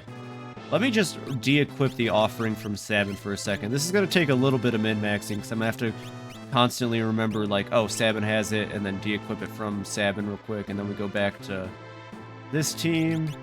Relics, Setzer. I'll take off the pod bracelets for it. Okay, so normally, where is it? Normally the offering will, I think, halve your damage that you're dealt, but it gives you 4 attacks per turn. The fixed dice does damage based off of Setzer's level plus a bunch of other mathematics that I don't want to get into because I'm not a dork and I also don't remember it. And if you know how it doesn't make you a dork, it's just I'm not a dork. But the good news is that most of the time with Setzer, with the offering equipped and the fixed dice, he can do a lot of damage for, like, no reason. So, like, right there, he pulled some kind of... We can't see it because these stupid things are in the way, but as you can see, he's just pulling off a lot of damage for no reason. And, yeah, it's really busted. It might be one of the best uses for the offering because his dice don't get that damage reduction. So you could go the whole game and be like, Setzer, he's whatever, but fixed dice and offering, if you're willing to give offering to Setzer and kind of remove the option for other characters that have it, it is a little worth your time. Speaking of Setzer and the offering, though, let me just immediately de-equip that because we need to switch characters to a different team. I'm guessing it's Team 2. Illumina, Atma Weapon, Offering, Genji Glove, unlike Edgar, I think, maybe best in slot. That also sounds about true. Yeah. There's a lot of really funny combos you can do in this game. You can make just about any character busted, except for Gogo. I'm sorry, Gogo. Gogo's like the only character you can't really do too much with because of how his mechanics work. But I think in the GBA version, they did give Gogo a unique weapon that helps. Leave Gogo alone. I'm sorry. I like Gogo a lot. He's just, or they, or whatever. They're goofy. But look at Sabin go to town. He's just hitting them hard. Good old Gogo. What are they? Where'd they come from? I don't know. They live in a giant worm. They showed up in 14. Is the one in 14 the same Gogo? Probably. They look the same. They have the same music. I don't know. He's Gogo. He's a mime. I really wish they would have done more with the idea of the mime job in Final Fantasy. The fact that it only survived through 5 and 6 before being ultimately canned makes me sad. I think if you mimic Gogo off of that Illumina Atma weapon offering Genji Glove Edgar, he might be... Oh, hey, there's another Minerva plate. Sick. Okay, we can actually equip that on Terra. I could see that. I wonder if Gogo's stats would still kind of be a deficit to doing that. Unless the weapons just offshoot it. I mean, at level 99, who cares though, right? At level 99, Gogo would probably just be doing a lot of damage anyways. So this is team, we have a mage, but we're going to do physical damage anyway, I've decided. Because, like, even with Terra here to provide healing and offensive magic, I don't think it matters. 99999. Yeah, you could just have Edgar and Gogo probably one-shot the final boss of the game. Heck, they could probably do that to the Tsar Dragon. Might be something worth thinking about. Edgar's another character I don't quite use a whole lot, though. Not that he's bad, and he's honestly my favorite Machinist in the series. Just kidding, maybe I shouldn't be relying on physical attacks. My team is dying. Okay, I need to actually do something here. This is not going well. Life 2 on Sabin. Cyan does not know any magic. I've done a great job not teaching Cyan any magic this playthrough. And by a great job, I mean, what the heck was I thinking? Where is the air anchor? Let's show off the air anchor since I decided to go back and get it. Here is the air anchor. That was the air anchor. I'm actually not even sure. That was a good time. Good time was had by all. Alright, Sabin. There you go, Sabin. Team's doing great. We're fine. This might be my worst team somehow. I really thought this would be the team that breaks even and has, like, no issues, but outside of Terra, I don't think I spent a whole lot of time with any of these characters. I just assumed that the offering Genji Glove combo was going to be nice for Sabin. But as it turns out, Sabin's kind of a goofball. He's a bit of a meathead, bit of a Dorkatron. Definitely not doing the kind of damage output I was hoping for. Guess we'll just use Chainsaw, and then while my team goes off, we'll see if Cyan can pull off anything. This is how you're supposed to use Bushido, in my opinion. You have to charge it up while your team are doing animations. It's probably the best way to get a charge up going on the Bushido skills. And watch, now he's not even going to use it because Edgar's going to finish off this other Bronto. Or not. Here he goes. Ooh! Oh, dang! Oh my god, that's damage. He almost pulled off 9999. Almost.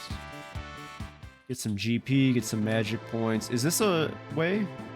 This is. Oh, the bathroom, of course. 1 second. Before I go into the bathroom. You know, you gotta give Kefka credit. At least he put a nice little toilet there. Ooh, Tack Star. That'll be great for Shadow. That is just like an immediate maximum damage item for Shadow. We got Hemofight and Retainer. Okay, not terrible enemies. Let's just fight them normally. I know there's a boss coming up in the bathroom.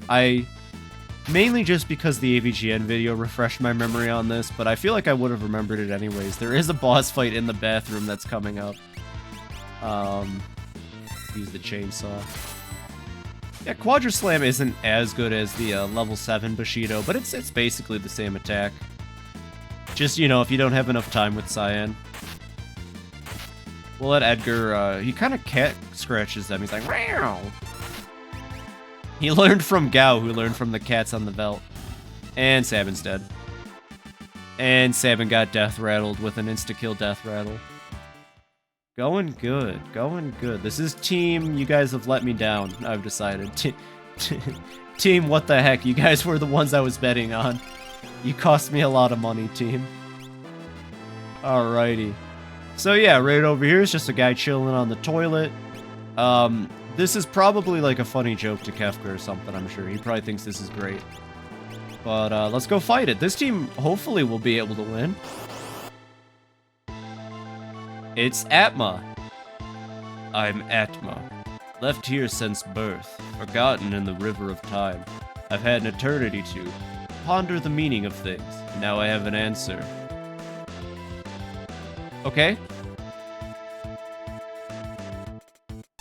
Okay, cool, yeah. I'm glad you figured that out.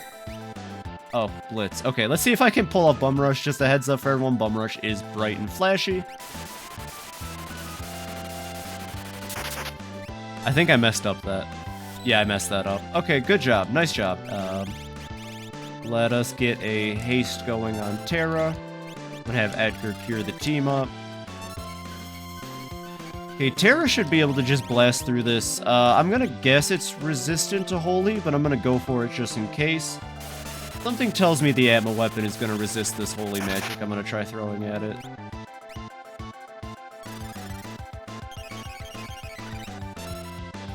I think that was the command. I'm really not remembering how to do Bum Rush all of a sudden. Go for a Sword Blitz. Yeah, okay, do not use Holy on him, it's a bad idea. I need to stop trying to blitz with Sabin. Southern Cross is gonna freeze party members. Hopefully nobody important gets frozen by Southern Cross. Oh, just kidding, it did damage. I thought that was the one where it goes, you best be frozen. Okay, Cyan's doing damage. I'm gonna have Terra heal, even though she should be doing damage. This team is actually goofy. This is not a good team comp. I don't know what I was thinking putting these people together. This was a bad idea. I have regrets. Hopefully he has Sabin's basic attacks. Oh no, god dang it, his Dragon Claw's wholly expected, so I'm basically going even on damage here. God dang it, Sabin. Oh, okay, that kind of worked out in my favor. I'm gonna use the drill. Let's go Bolt. Hopefully Bolt will do damage. Okay, I think I did Bum Rush correctly this time. Even if I didn't, Sabin should be able to, or Terra should be able to pull through this. Yep, I definitely did not do it correctly. Time to relearn my Street Fighter action commands after this fight. Come on, just get another bolt off. You use the chainsaw. Don't do the insta-kill chainsaw. You know it won't work.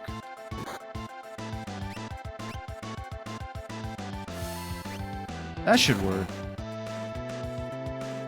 Alright, don't put the mask on. He put the mask on. God dang it, Edgar. Why am I still trying to do blitz commands? Team Goofy, more like. Okay, cool. Okay, Terra was able to just blast through it.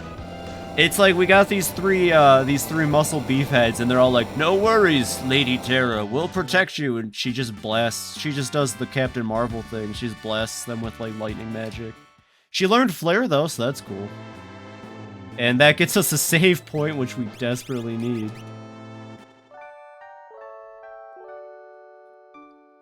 Alright, how off was I on that blitz command? Let me check that real quick. Blitz. Oh! Oh, I was starting at north. That was the problem. I was supposed to be starting at west. Whoops. I was starting with the up directional input. That's my bad. Very embarrassing. That's gonna cost me. Alright, where's this team heading? I guess we have to go back to Team Goofballs, because it seems like Team Goofballs are at the correct spot. Maybe. Junk. Well, you know, I wouldn't call myself that, but whatever makes you guys happy as a group of enemies. Bolt 3 should be enough to kill him. Usually if it's a mechanical enemy, I just assume use lightning magic. That works 80% of the time. 80% of the time you just use lightning magic on them. Items. Oh, Terra, that's what I wanted to do. She's done with Bahamut. I guess I should keep it on her. 50% health increase is kind of wild. Where does that take us? Out here. And out here we get a force shield. Okay, 1 second. He's already got one. He doesn't need one. Yeah, we'll give her the force shield. Not like a lot of enemies are casting thunder out here anyways. Where does this door lead? To an item, presumably? Maybe. More Brontos, so... we decided ice damage was the best on these guys. Let Sabin go wild. And then while they do that, I'll let Cyan charge up his attack. Shouldn't be too bad. I mean, they might die before Cyan even gets to let loose, but we'll see what happens. Alright, Sabin, just a little bit longer, Sabin. Nice. Okay. Cyan is now going to overkill this dinosaur. We've gone back and forth on this, but now I know what really killed the dinosaurs. It was Cyan. He had a vendetta. He said, Kefka made these creatures, I'll put them back in the earth, so help me God. And he did it. What's up in here? Oh, okay, cool. So, team, I don't trust these guys to do anything. Now get to also fight one of the remaining 2 dragons. Let's see how this turns out. Alright, what dragon are we dealing with here? The gold dragon. It's just a brontosaur. Hold on a second, game. You can't fool me. I know what I'm looking at. That's not a dragon. Okay, that should be the bum rush. Avert your eyes if you don't like flashing lights. Here it comes. Oh, why? Why? And then we'll have her morph, and then somebody needs to be on healing, so it might as well be Edgar. And I bet Flare probably works on this, right? Flare probably does the damage needed. How much damage does Flare do? A decent amount. This thing's really magically bulky, it seems. We'll just have the rest of the team fight with their best skills. I'll have her keep casting Flare on it. This thing should die pretty easily.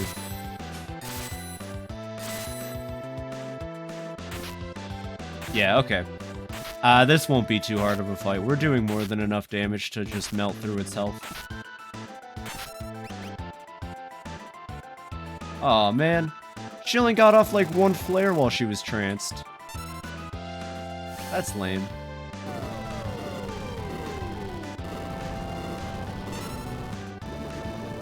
He's kind of got like a lump on his back. You see that? Like, his other shoulder blade is either massive compared to his left one, or he's got like some kind of growth going on. Poor dinosaur. 10 magic points, crystal orb. Ooh. 1 dragon left. Crystal orb sounds nice. What is that? I don't think I know what that is. It sounds like a relic. Let's check our relics. It certainly might be. I can just find it. Crystal orb. Raises MP by 1/2. Okay, that's not terrible. Maybe I'll throw that on like Strago or something. Yeah, that's another dragon taken care of. This team will just keep marching their way through the tower. Are we anywhere close to helping the other teams out? I'm really confused. Oh man, we left team 1 just to kind of rot, like way back there. Yo, these guys casting weak blue magic spells. What a bunch of goofballs. Sabin, hit him with the claw. That's what's up. That feels good. Oh no, not roulette. Alright, quick, kill it before the roulette goes off. Oh hey, that works out. Oh, that was like a good roulette. Never mind, I thought that was gonna... Oh wait, no, that was a bad roulette. Okay. Yeah, I thought roulette just casts doom on whoever it lands on. I thought I was tripping for a second. How are we doing? We're all decent on levels. Well, thank God it ended on him and not us. Oh my God, we might actually have completely... Yeah, okay. I guess we're back to Team 3 because Team 1 can't move forward and Team 2 is at the end. They're at the end. They've made it through their half of the dungeon. Unless I missed something with them and I have to turn around, I guess we're back with these goofballs for a little bit. Back with Team Oddjob. I honestly am like half tempted to bring these 4 into the final boss just to see how it goes. I don't think that's a good idea, but they're actually doing pretty good. I kind of already know what I want to use for my final boss team. Not that it matters, because you technically get everybody for the final boss, but we'll get there. You'll see. Okay, what do we fight? More Vectars? You guys got to give Team Goofballs like a serious fight. You guys got to throw like 3 Doom Gazes at us or something, because like at this point we're just too strong for you. Somehow the team with Umaru on it ends up being the strongest team. I don't know how that works or how that happens. It's just what it is, I suppose. Gao blasting him with the Holy. I'm actually pretty proud of Gao to at least do 2,000 damage with a Holy cast. I've not given him any magic increases. So it's nice to know that he can still kind of hold his own with that rage. I imagine if you gave him Tritalk and you leveled him up enough, he could probably gain enough magic power to be a serviceable mage with the White Dragon Rage. That's a fun rhyme. Serviceable mage with the White Dragon Rage. That's what Gao's about. Alright, so in here is... Did I enter this door? No, I definitely haven't. Oh, it's the other dragon. Alright, we're at the last dragon. I don't even have to worry. These guys got it. Just kidding. We ran into an enemy encounter. I'm gonna run because I'm pretty sure those retainers just do an insta-kill attack when they death rattle.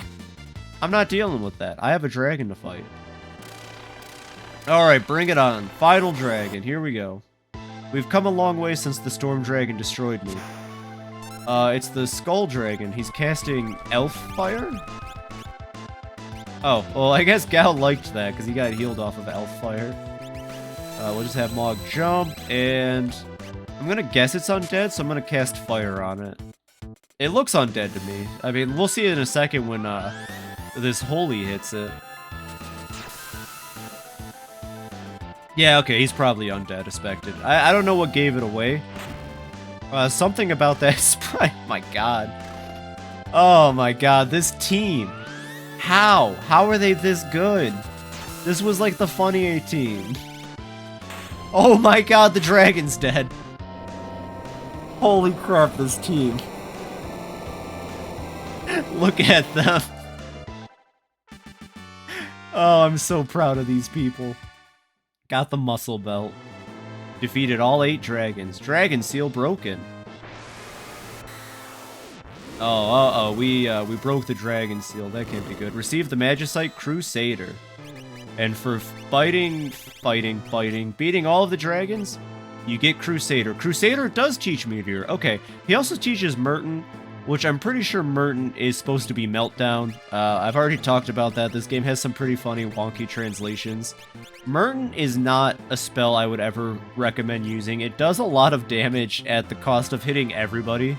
And it says piercing, so I'm guessing it's magic damage that ignores defenses, which is even better when you realize it hits your whole team. I guess if they all had flame shields equipped, then yeah, Merton would be a good time. But I'm going to give this to Strago.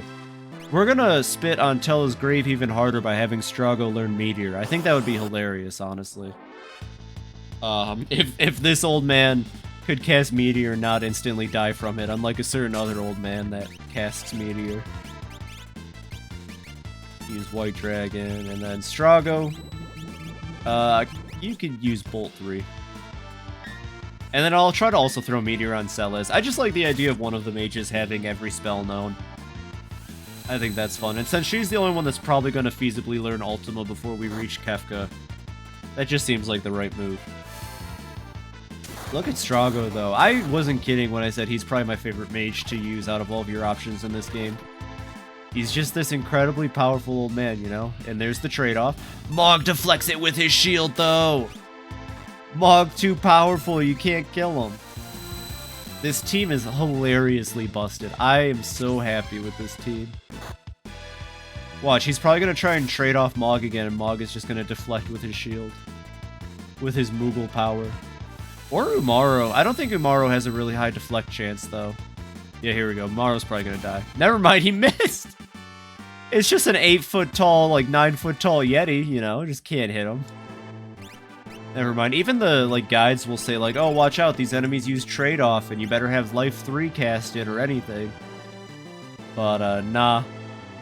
Nah, not these guys. Too powerful, too strong to quit. Okay, so both teams have made it back here, which tells me I may have missed something with Team 1.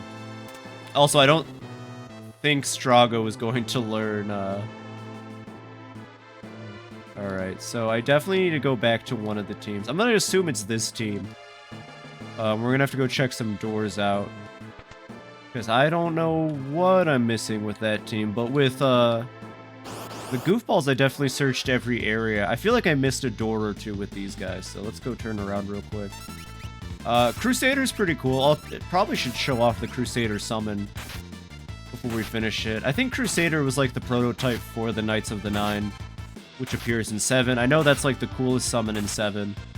And also it's a raid in 14, but yeah, I'll have to stream 7 at some point. That's definitely going to be on the docket. Not anytime soon. 6 was like, I just really wanted to play Final Fantasy 6 again. I think for now I still have to grind my way through the Yakuza series. And I've got a lot of other games to play on my docket at the moment. I wonder if Sabin's going to kill both of them and they're both going to trade off on Sabin. One is. And he took it because this is team. And okay, at least Terra blocked that one. You know, Sabin, a Yeti was able to completely dodge that trade-off ability. I'm just saying. Oh, it has to be these people that I have to run back with, of course. Or it could be something that Team 1 has to do exclusively, but I'm pretty sure each team has, like... You know what I'm gonna do real quick, actually? Edgar, you have not used the True Knight at all. Where are my running shoes? Not running shoes. Where are my sprint shoes? There we go. I'm not moving slowly while we figure out what I missed. Not that it matters too mad. Oh, Vectorgoyle. That looks terrifying, and I don't want to be stuck in fight with this longer than I have to. Let's send it back to hell with a Holy. And let's hope that they don't absorb Holy, because sometimes Chimeras do. I think it depends on the game. And I'm going to try the Air Anchor again. These aren't a boss battle, so maybe the Air Anchor will actually work on them. Not bad. Not bad damage, but this is still not my best team. Oh, they counter. Oh, they hurt really bad when they counter. That's good to know. Alright, Air Anchor, don't fail me. I have no idea what the Air Anchor does still. Sabin's on it, though.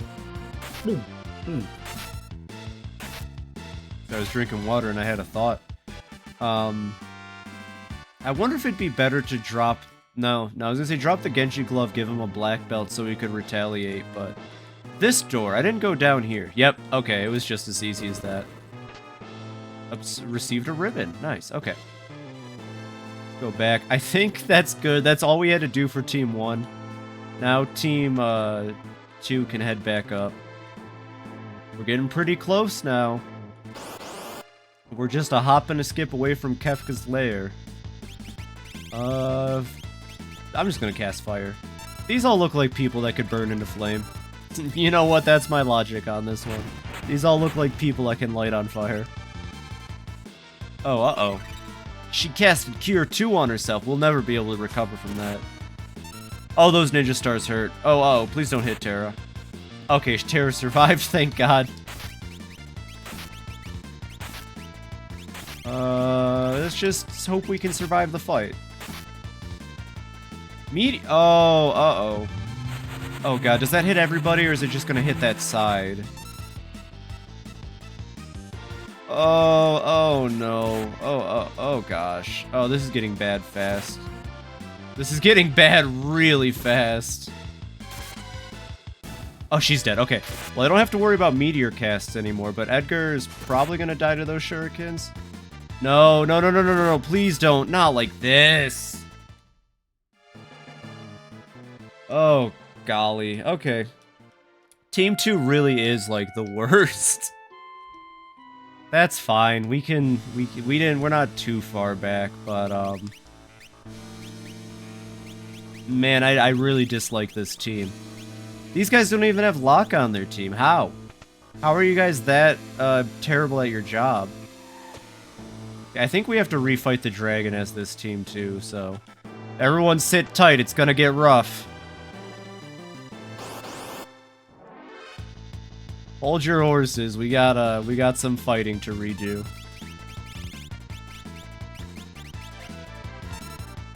Oh, okay, just use Exploder. That's good. Yeah, probably gonna kill Terra with that. Never mind, she lived, thank God. See, my mistake there was thinking that I could just force my way through that, but it was a pincer attack. So I thought I'd be okay, but those ninjas were just blasting out too much damage for me to keep up with. So ultimately, yeah, I made a mistake by thinking that we were going to be okay. But we'll go down here. Now I know to hit the switch early this time. We'll get the ribbon. Is there anything over? It looks like there might be an item over there. Might as well. Oh, it's the return of Evil Oscar. Guest appearance by Evil Oscar right at the end. I know what characters aren't going to be in my final team for the final fight. And it's certainly these four. Although Terra actually isn't bad. She just got really unlucky. And, yeah, Meteor sucks if the enemy uses it. If you see your enemy using Meteor in this game, you might as well just, like, you know, start signing the life insurance policy, because there's no way your characters are going to survive it. Like right now, even. I'm actually terrified because Terra's probably going to die. And I don't trust the 3 chuckleheads to really be able to do anything. Maybe the Quadra Slice was in good taste here. Maybe this will work out. Yeah, okay, thank God. Thank God the Behemoth didn't decide to, like, cast Meteor as a Death Rattle or something. That would have been rough. Skills. Do any of you know Life 3? No, or Life 2? I think Edgar's the only one that's going to have learned Raiden by the end, though, so that kind of stinks, because... Yeah, no one learned Quick. I made a big deal about how useful Quick is, and then I never actually bothered to teach anybody Quick. Oh, another piece of Force Armor is nice, though. Quick is really useful, though, trust me. With the right setup, you could have somebody do, like Lintiju was mentioning, you could give Edgar Offering with the Illumina and the Atma weapon. You could cast Quick on him, and then he's going to be doing 16 hits, all at, like, immense amounts of damage.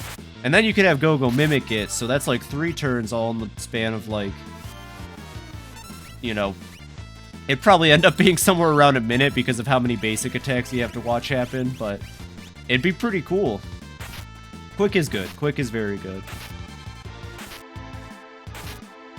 It's a lot better in Final Fantasy V where you can actually just learn it instead of having to, not Sour Mouth. That's Bad Breath, by the way. I should have known it wasn't called Bad Breath in this game.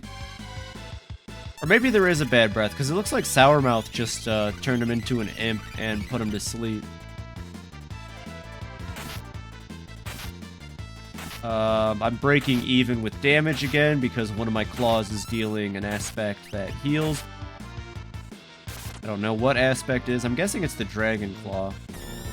Oh, hey, maybe that'll cure him of his imp. Nope, never mind. Oh, why did I keep not thinking with Sabin. I know Sabin's not doing any damage with these attacks. Like, at minimum, he's doing... Oh! Thank you, little Tapir friend.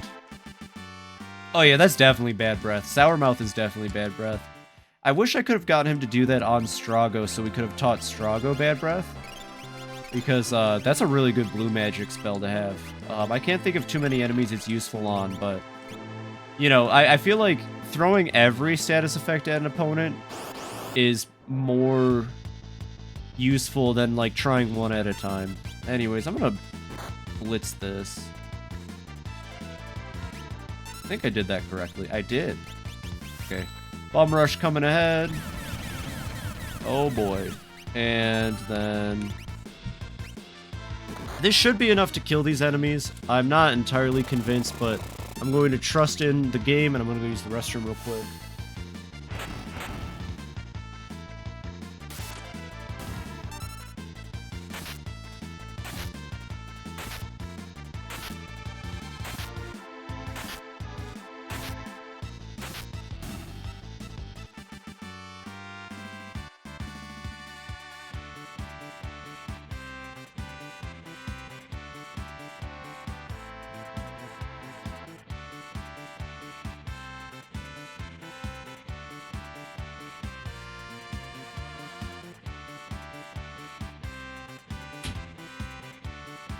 Got the meat. Mic on that one. Very professional. Very professional. Feeling great. Okay. Well, we got the enemies killed. At least that worked out. Let's see. So, we gotta fight the gold dragon again. I feel like it doesn't devalue the fact that Team Oddballs killed the, what was it, the death dragon in like 5 seconds, but, this is just... There he goes, he's casting Gigavolt. It should be correct. I don't know, I'm just gonna... I'm so upset about these guys literally just losing to a basic enemy encounter. I thought this would have been an okay team. When I was putting the teams together, I thought to myself, I was like, they're not bad. They're all characters I've been regularly using throughout the playthrough. They should all be fine, but I guess they, like, lack any cohesion or something. They all should have decent defenses. Some of them, like, Edgar should have the Royal Crown, and if he doesn't, I'll fix that after this fight. I don't think he has the Royal Crown. I may have accidentally forgot to give him that.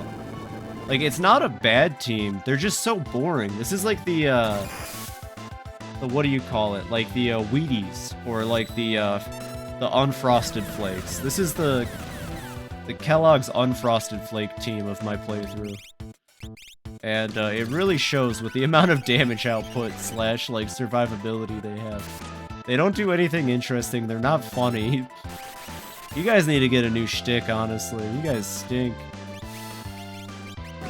I'm just giving them a hard time because I died.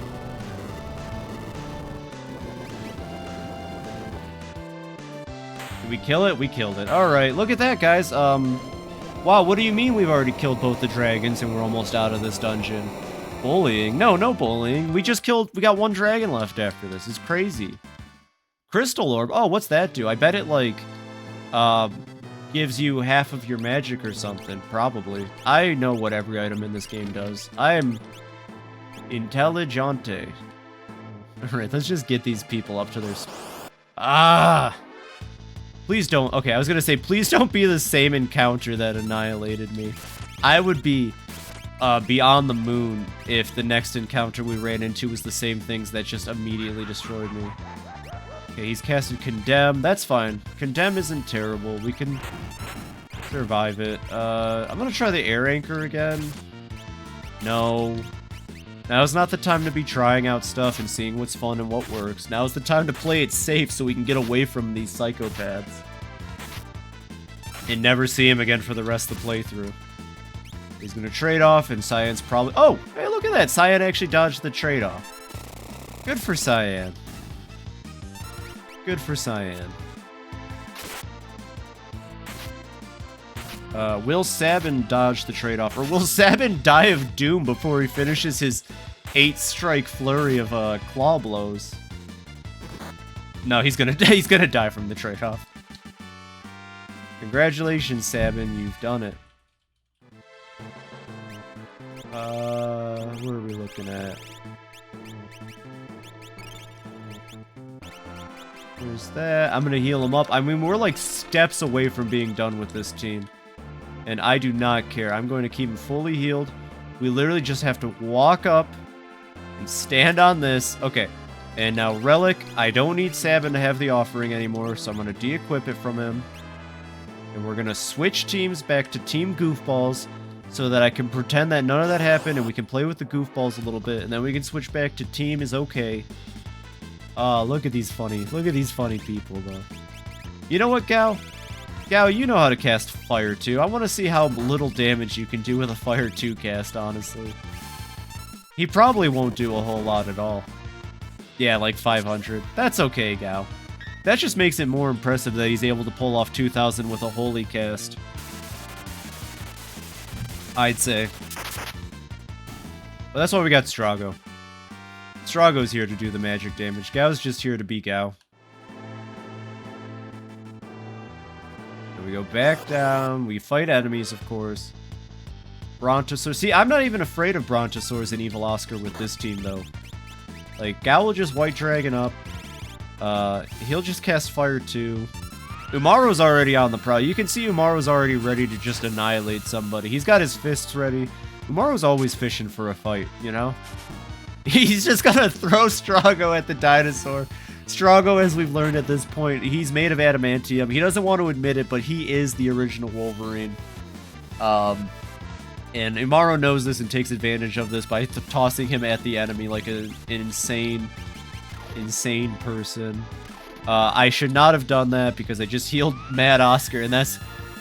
Okay, why is Evil Oscar able to absorb holy damage? That doesn't make any sense to me. He's called Evil Oscar. He's more of a plant enemy than he is a... And he represents, like, bile and disgusting filth. Why does the thing called Evil Oscar absorb holy? Doesn't matter, we're gonna kill him anyways. Never mind, he also seems to absorb ice damage. So I'm just, like, incredibly confused. Hey, he's dead. Doesn't matter, he's dead. My complaints are over. Evil Oscar, never heard of him. Umaru almost made it back up to level 40 to catch up with the rest of the team, kind of, so good for him. Alright, this team didn't have a whole lot more to do, if I remember correctly. We just head in here, and then we go up, and then I think we do a fight against the dragon. Yeah, alright. So last time we were able to kill this thing in, like, 20 seconds flat. I really hope we can pull off the same...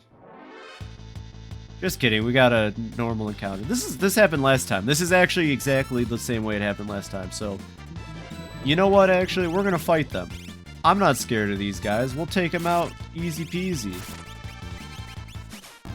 See, Umaru's just already on it. He knows exactly what needs to be done. That Mog jump. This Fire 3 will probably hurt them pretty bad. I've noticed that Strago does decent damage. Level 5 Doom. I don't think anybody on the team's level 40, so we're good. That could have been bad. I'm gonna have Strago heal the team up, actually. They could all use a little bit of help. Especially the poor Yeti just getting assaulted like that. He's dead. Here comes the trade-off. Blocked with the Mog shield because Mog doesn't take trade-offs. He only deals in death. I might just have Mog kill the other retainer. I'm gonna see if Gao or Umaru do it first. But... Oh yeah, never mind. Poor Gao. Gao did get taken out by the trade-off. That's okay, though. He was under the induced effects of White Dragon Sickness, so... You know, you can't fault him for that. We'll res him real quick, and we'll just blast him with our 30 potions. Alrighty. Okay, dragon, let's go. I'm not afraid of this dragon at all, honestly. Skull Dragon, right, and I made a joke like, oh, is he undead? And he's definitely undead. We'll do that. He thinks he's gotten Strago there by casting Doom on him, but no. Gonna hit him for 9999 with a quick Fire Blast. I just want to see Gao cast another Holy. That was amazing that Gao just immediately went for the Holy cast and did a lot of damage for no reason. Alright, not as spectacular as last time, but this thing's already dead. Watch. Yeah, Mog just... Yeah! Team Oddball. Team Oddball. Or Goofball. Goofball, Oddball, Team Weirdos. The Breakfast Club team. These guys rock.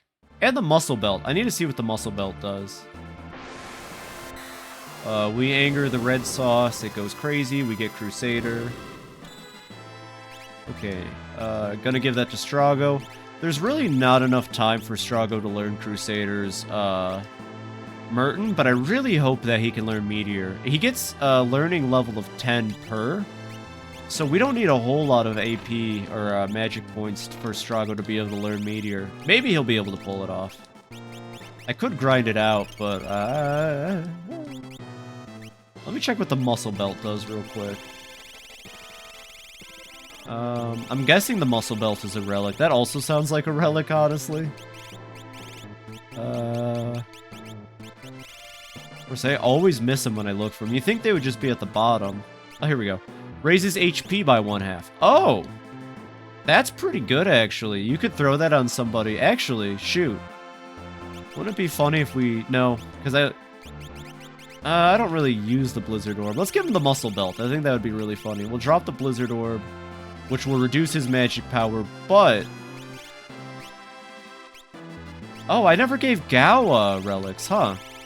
Alright, well, let's just give Gao 2 hero rings. Just giving Gao 2 hero rings. I can't think of anything else. Yeah, look at that. Umaro now has 3,000 health to offset the fact that I can't control him. That's definitely worth it, in my opinion. Alright, what are we fighting? Emo fights and retainers? Easy. Not even an issue. A non-issue, one might say. Yeah, because Umaro's just already on it. Let's summon... oh. Wait, that's Mog. Okay. Let's summon Crusader. Let's show off the Crusader summon. Why not? He uses a skill called Purifier. That's pretty cool looking. I'm not gonna lie. That's a really awesome looking summon. Oh, it hurt everybody. Oh, that seems like it was a mistake. Oh. Too bad you can't do that to Mog. At least Strago survived Crusader doing that. Jesus. Okay, don't use Crusader's summon, I guess. It will kill you.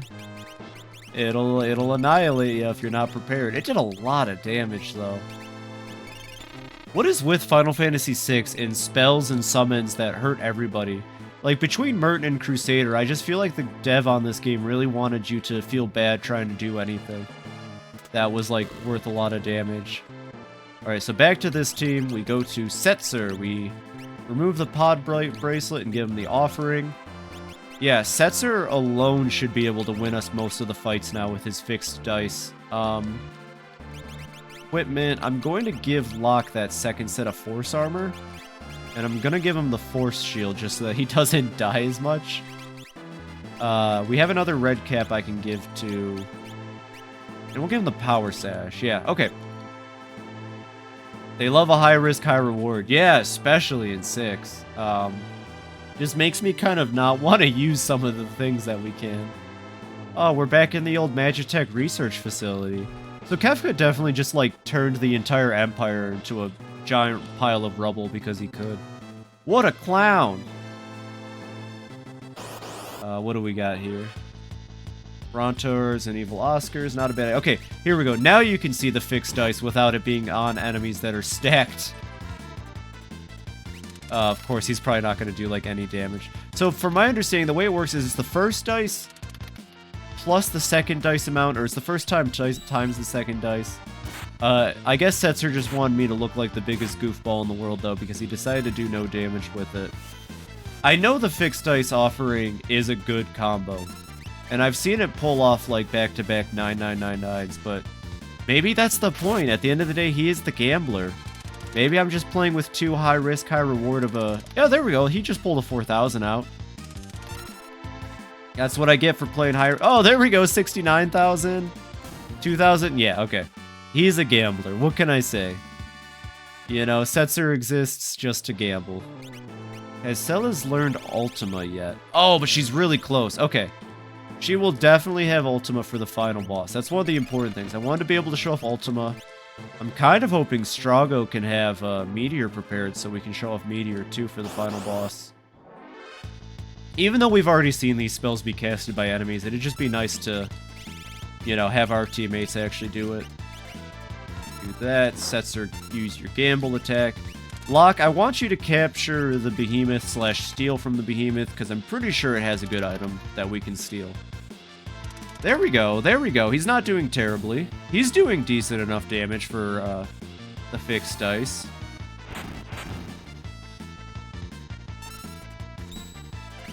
Yeah. This is team somehow works. They're not as funny as like the other team, but they come together in a fun way. Couldn't steal. Oh, Locke. Oh, Locke. Even at the end of the game, Locke is just... He's really living up to that reputation he set throughout this playthrough. Received Tack Star. Okay, cool. We have a couple Tack Stars now for Shadow to use. He should be able to dispatch any upcoming bosses really easily. And look at that. Okay, we're all caught up. This isn't the end of the dungeon. There is still more dungeon left, but this is the part of the dungeon where we start running into our final bosses before the final boss. Which is to say, we're getting close. Oh, wait, you can steal air anchor off of this thing? Oh my god, I put so much... I went back to the magic tower. I went through all of that. It turns out you can just steal air anchor from the Scullion. And of course, the one time I don't need to steal the item, Locke is like, don't worry, I got this. Locke's just over here thinking he's showing off, stealing an air anchor from the Scullion like it matters. Thank you, Locke. Thank you, Locke. He's definitely going on the final boss party for sure, just so that we can see him be useful. Oh, Setzer's pulling off decent damage with the dice now. That's cool. Not bad, okay. Not bad. Magic points. Gear up the team. We should be running up on some very unique boss battles soon, though. Okay, so what's up with these guys? There's something I'm not understanding. Oh, probably like... Oh, okay, yeah, I see. Well, let's go out here. Oh, I think I see what I gotta do. Right, okay. Let's move them before I crush them with the 4-ton weight. Okay, push the weight down onto that. I see. Okay, this is kind of neat. So we're swapping up the team's routes a little bit, but we'll swatch back to these guys. Go to team 2. Please do not die. You guys literally just need to walk in there, and then... I'm so nervous about this team. Alright. Oh, God. Here it comes. Oh, and Sabin doesn't have the thing anymore. Uh-oh. What did that do? Oh, it casted Doom on him. Nice.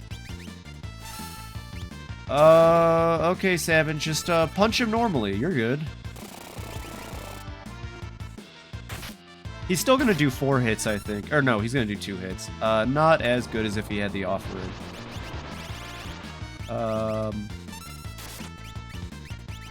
We got this. I'm definitely not mortified of this team dying.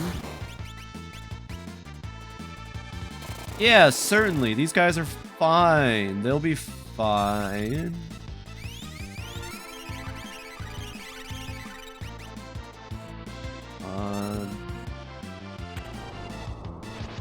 Wow, he just really likes using that grav bomb, huh? Atomic Ray. Okay, that's his death rattle. We're good. Is Sabin gonna die before the fight ends? No, we're good. Magic points and EXP. I should probably actually bother to give him... Mithril Glove. No, I mean...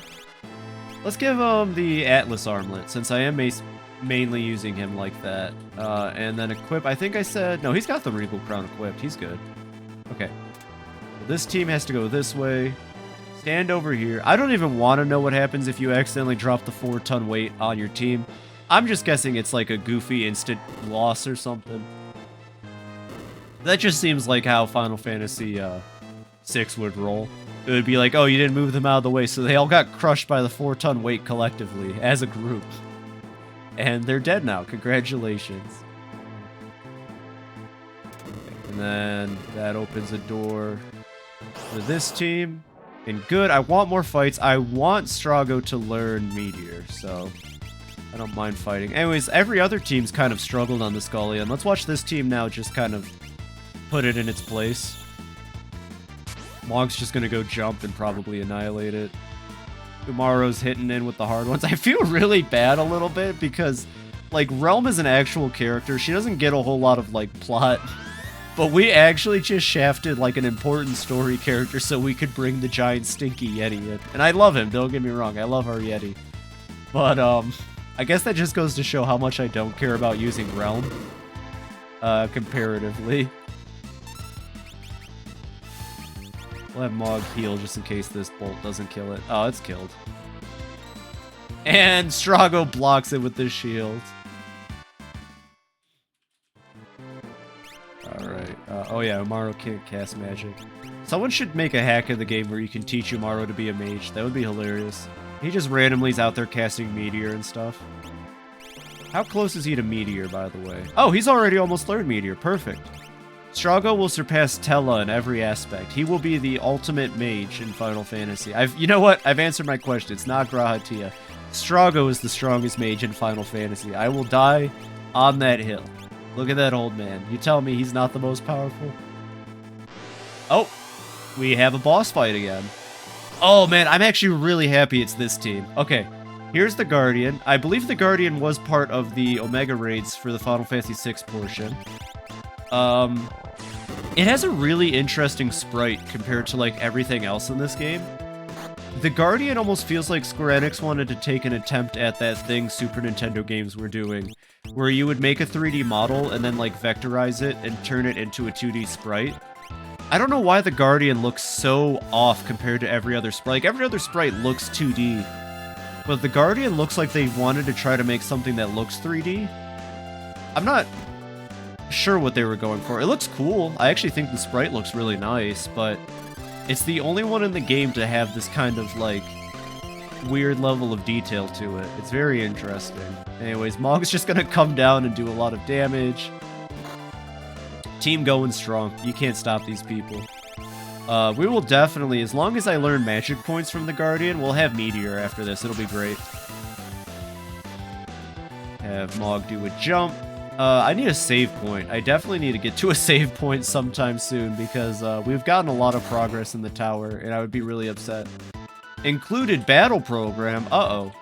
Ran Ultros battle program. No, not that guy. Oh, not Tentacle. God dang. Who's teaching this thing how to fight like Ultros? Kafka, I'd like to have a word with your engineers, please. This might be the last time we hear the decisive battle in the game, now that I think about it. It's kind of sad. What an incredible boss battle song. But we also get to hear the Fierce battle coming up, and the Fierce battle is also amazing. This game has a standout soundtrack. Maybe one of Uematsu's best. Although I'm also really partial to his work on the last story. Let's do Bolt 3. Umaru, please let that be the killing blow. Oh, I was really hoping that'd be the killing blow.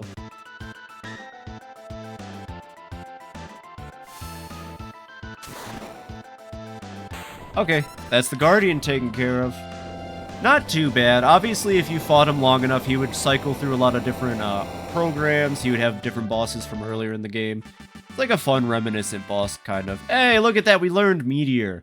All right, Oh, save point, too. I felt like he dropped a save point on defeat. Okay. So I'm going to use the tent here. We're going to heal these people up. And we're going to move forward with a very fun boss fight that this team should have no problems. I should probably have Team 2 fight their boss first, but, you know, it's what it is. Just kidding. It's, oh, it's time to show off Meteor, I feel like. This seems like a perfect time to show off Meteor, actually. Alright, Strago, don't overuse your life force doing this. Here we go. We finally have someone who can cast Meteor at the end of the game. It probably won't be too powerful because it's a back attack we're dealing with. That's still decent damage, though, even for a back attack. And he died for it. And he died for it. Thank you, Oscar. No, don't hit Oscar. You're just going to heal him. It's okay. Gao's on it. And now the Behemoth is showing off his Meteor cast. Also actually not that strong. Yeah, we'll res Strago. Strago can get another Meteor off. I I can't have Mog do a whole lot since this enemy just heals off of holy attacks. Oh no, please don't hit the... God dang it, Gao. Gao, you had one job. Please, Desert Aria. Ooh. That looked painful. And then, yeah, we'll have him cast Meteor again. We can show off that we have... And he gets to learn Bad Breath at the very end. Yes! And Mog stumbles his dance. This is going great. Gao is just healing up Mad Oscar or Evil Oscar. Good times. Probably remedy the old man. Sour Mouth. Oh, please don't hit Mog with that. Okay, I'll take it. I actually kind of wish he would have hit Gao with that, because Gao is a bit dangerous right now since he's just gonna enrage and probably continue to heal Mad Oscar, Evil Oscar. The evil Mad Oscar. We'll do that. Do I have... I don't have any green cherries. Green cherries are kind of hard to come by, I feel like. Heal up the team. Use a remedy. I guess we can't cure his imp right now currently. Or, yeah, there we go. Dance. Try Desert Aria. I'm assuming there's a fire-based spell with Desert Aria, so I'm hoping to pull that off. Yeah, okay, Mog needs to do something with his dance. Oh, hey, Wind Slash works for me. But does it do damage?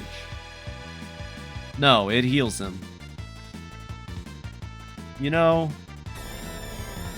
might be a good idea just to run away from this fight. The other two are asleep, so... I guess we should... I guess... This is like a Nature Channel documentary. The evil Oscar searches through the desert. He blows his sour mouth on the Kappas. The weird tapir creature appears out of nowhere.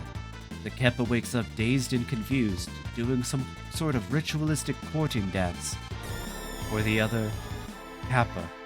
Unfortunately, evil Oscar keeps him in some kind of stasis. Okay, wait. Umaro, get out of there. Wait, okay, both of you get out of there. Come on.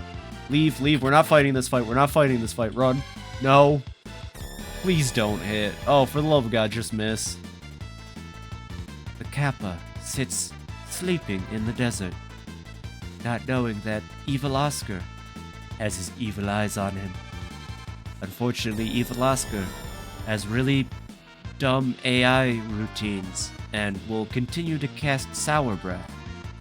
The poor old Kappa will slowly die of poison death, and we all have to sit here and watch it happen as a group.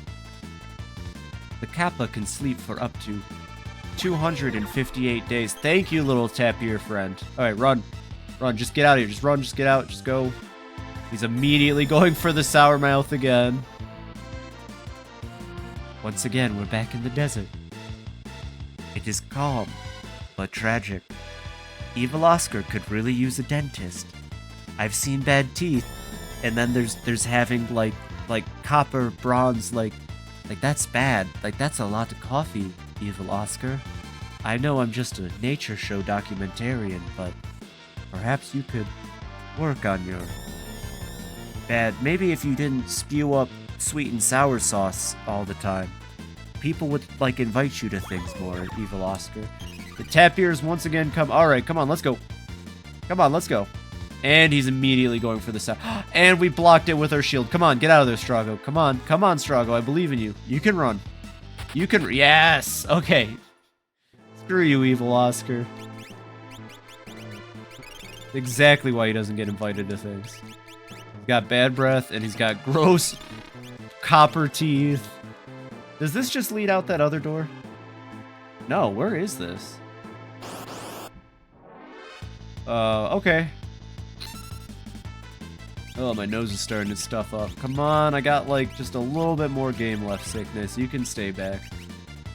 Thankfully, we're on Team Fun, and let's just cast Meteor again. Man, I'm so happy that Strago learned Meteor. I did not plan that, but it worked out perfectly. Here he goes, just casting Meteor and not dying. What a great mage. Oh, and the damage output's pretty solid, not gonna lie. Oh, Evil Oscar was dead. I held back on having Mog jump because I didn't want him to heal Evil Oscar up, but I guess it didn't matter. Never mind, yeah, there we go. Easy peasy. This team continues to just annihilate the enemy with no issue. Keep him healed off, keep him topped off with healing. Alrighty, we should be coming up on... There it is, alright. Our first member of the Warring Triad. So Final Fantasy VI may be calling him Poltergeist here, but if you played 14, you know that this guy's name is Zurvan. The first member of the Warring Triad and one of the strongest bosses in the game. Also, I love the Fierce Battle. That's the name of the song. It rocks. I don't remember if Zurvan is immune to holy damage. I guess we're about to find out right now. Yeah, this song is great. It rocks. It really does. You know, Meteor probably isn't as strong as casting, like, Bolt 3, but I'm gonna have Strago just cast Meteor. This team, I have no fear that this team is just gonna blast through Zurvan like nobody's business. He can't hurt us. He's got nothing on us.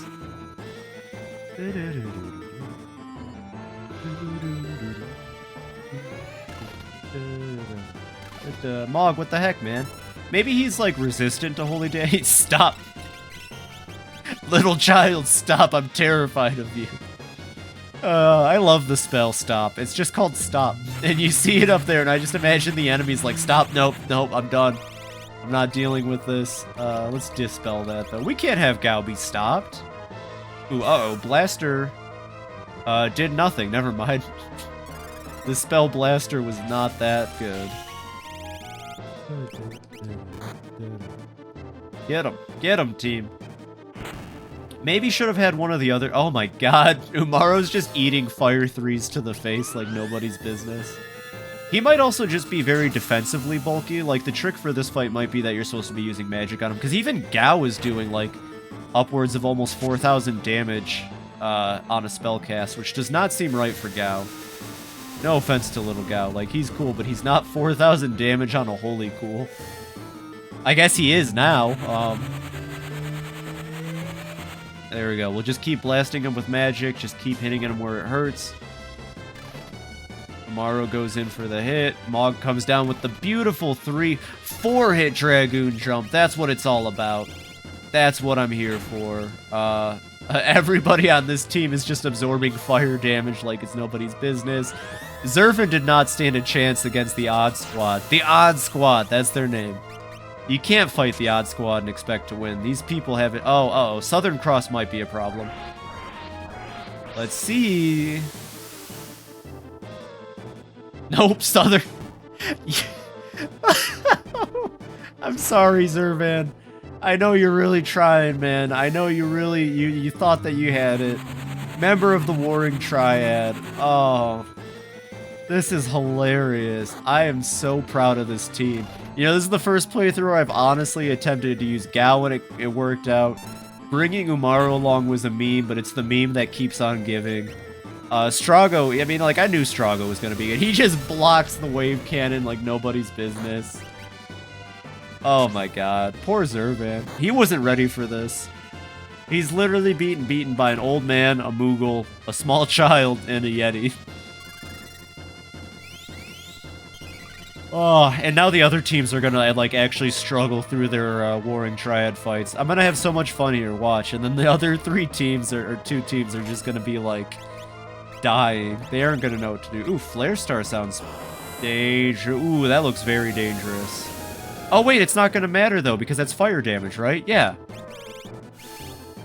Oh my god, never mind. I should just not be worried about this team anymore. And there he goes. Alright. That's Zurvan of the Warring Triad taken care of. Good job, Odd Squad. And you get an Aura Lance, which, yes, okay, that's what I was mentioning. Some of the best weapons come from the Warring Triad. So let's just put that on Mog real quick. Yeah, look at that. More power, more vigor, more speed. The Odd Squad's rolling out, everybody. And, ooh, a save point. Thank God there's a save point. We'll have them save, and then we'll move on to team number 2. Or team number... You know what? I'll come to them in a second. Let's get the team I have not been having fun with out of the way. I'm going to take the offering off of him. And we'll re-give him the pod bracelet for now.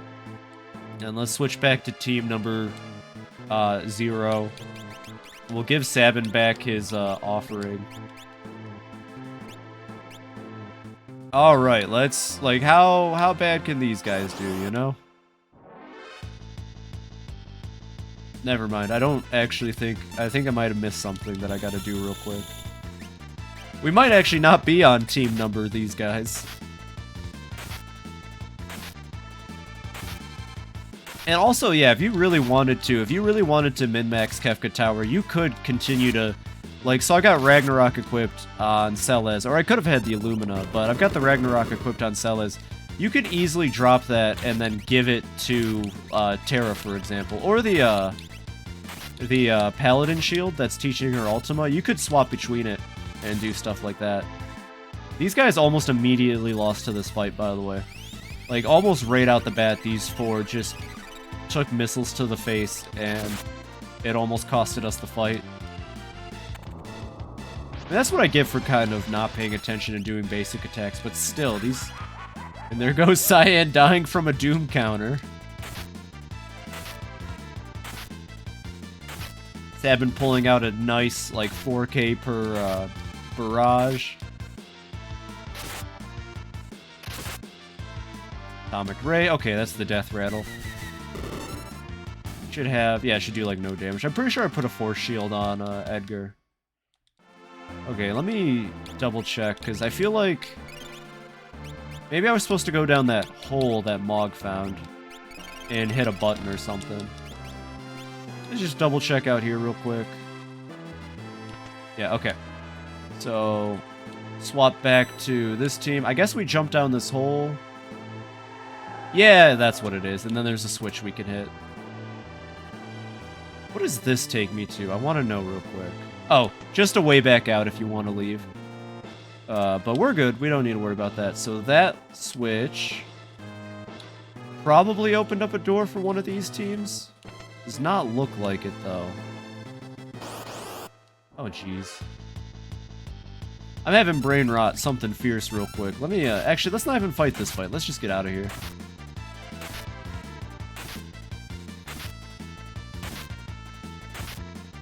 Thank you, Edgar. Or Sabin.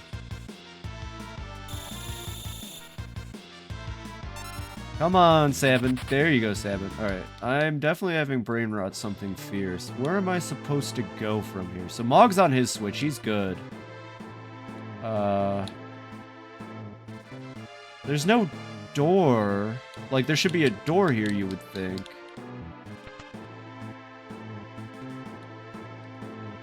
Maybe I have to get both of them to step off their switches, or...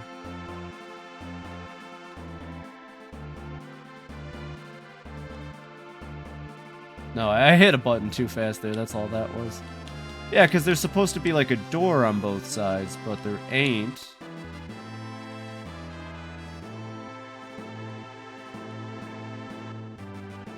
Huh. Well, I guess we'll switch back to Mog and keep exploring for a little bit then. Something seems off. Watch, I probably have to come all the way back with Team Odd Job now. Or Odd Squad. I have to come back with the Odd Squad, probably. I just set everybody to attack, but I should have just ran away. And I'm gonna have to come back, probably hit that switch all the way back down there. Come on, Sabin. Sabin, you should be the fastest in this team. You're a monk. Sabin, aren't monks, like, super agile or something? I know you're full of muscles and protein, but, like, come on, guy. Alright,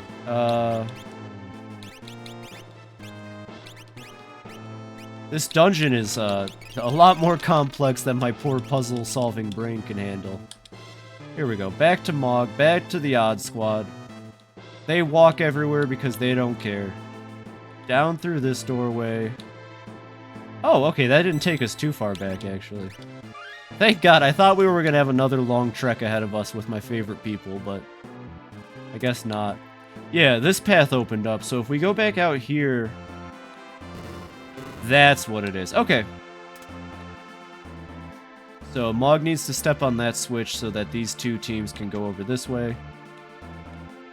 Okay, and then back to this team. I think the relic is still on him, so now these two teams can go and do their paths, and then we'll have to swap back to the odd squad one more time. Uh-oh, it's Daedalus. Diabolos' weird cousin he doesn't talk about, not Daedalus. I'm just not a big fan of him. I don't like talking about him, okay? Okay, maybe the air anchor will work on one of these guys. I still have yet to see the air anchor do anything.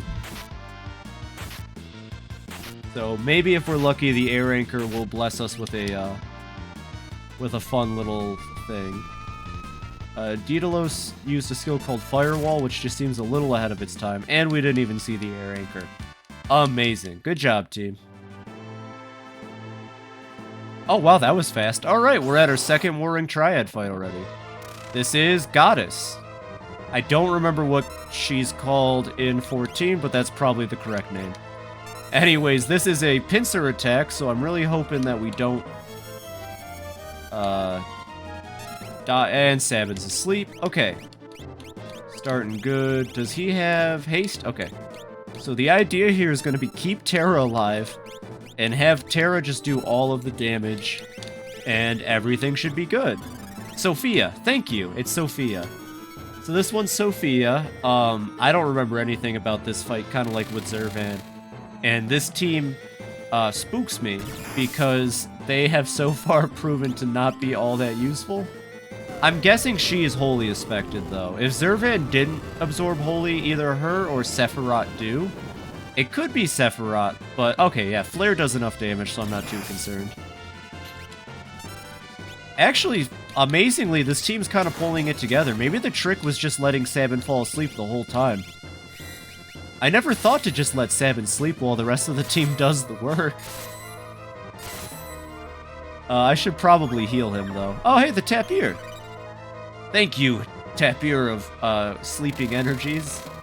And I'm using the drill because at this point I don't think Chainsaw is all that reliable. Here, we'll cast Haste on Sabin, because he should still be able to do damage. We'll have him Cure 3 himself. Yeah, this is going fine. This is going alright. I don't like that skill. It did no damage. Never mind. Warring Triad is not as powerful as I thought they would be. I'm even willing to do a Chainsaw. Let's see how the Chainsaw does. Don't put your mask on. Don't put your mask on. Good job, Edgar. That's what's up. Ah, come on, old man. We don't got time to wait for you to hit Bushido 7 all day. Terra's flare animation's gonna finish.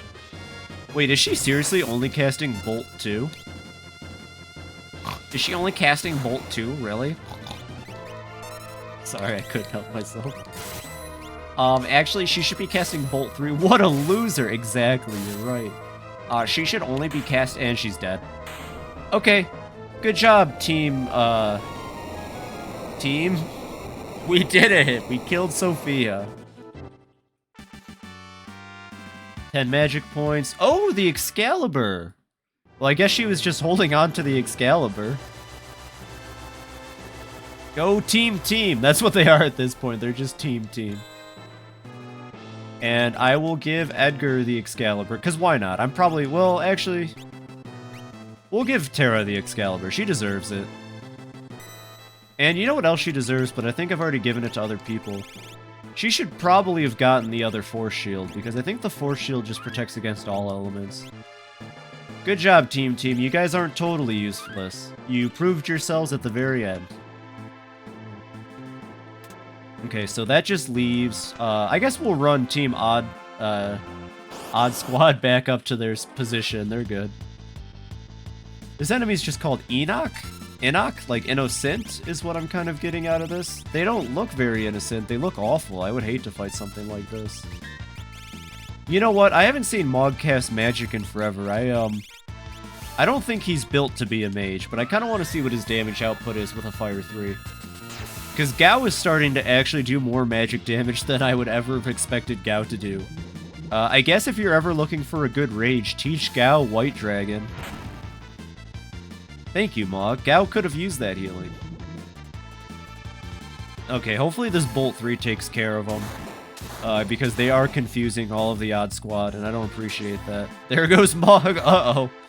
Uh-oh, the last thing you want is your confused Dragoon to jump. Number 6. Confused Dragoon. The last thing you would want is your Dragoon to jump while confused, but that might be just what happens. And Umaro doesn't even care.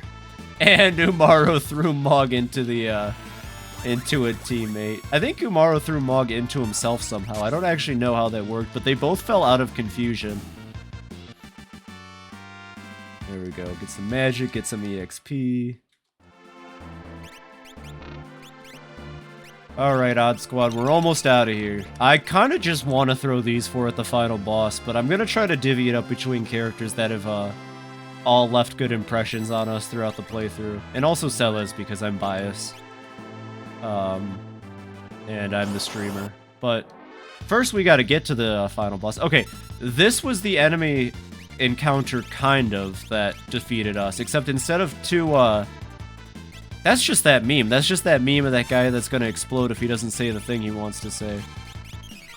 This is basically the encounter that destroyed Team. So let's see how Team Odd Squad handles it. Okay, well she did cast Meteor, except her Meteor didn't obliterate our team in like one hit. Now let's see how a real mage casts Meteor. Let's see how a real mage throws a Meteor out at the opponent. Okay, well, I guess we're using Roulette now. I like how Roulette in this game just keeps going through. Oh, is she really going to cast a second one? Are you kidding me right now, lady? Okay, we gotta heal the team up real quick. She, Okay, I think they're really upset that I casted... Oh my god! Yo, she's just spamming magic right now. What did I do to her? All I did was cast one Meteor. Alright, I'm convinced the Madame is the worst thing you can run into in Kefka Tower. Good job, Umaro. Umaro took care of it, though. And Mog comes in with the Dragoon jumps. Okay, that is still... The Madame is what's dangerous. I don't even know if those, Oh. Strago learned Roulette even though he died. Dang, he's a real blue mage. Are you kidding me? All other blue mages usually have to survive to learn their blue magic. Strago can be dead, and he's like, I'll remember that. Like, as he's sitting there, half alive. Don't think just because you knocked me out, I can't remember a good spell or two. Alright, here's our save point. I'm gonna tent these guys. They deserve to rest in a tent in the middle of machinery and whatnot. Save the game. Cool, okay.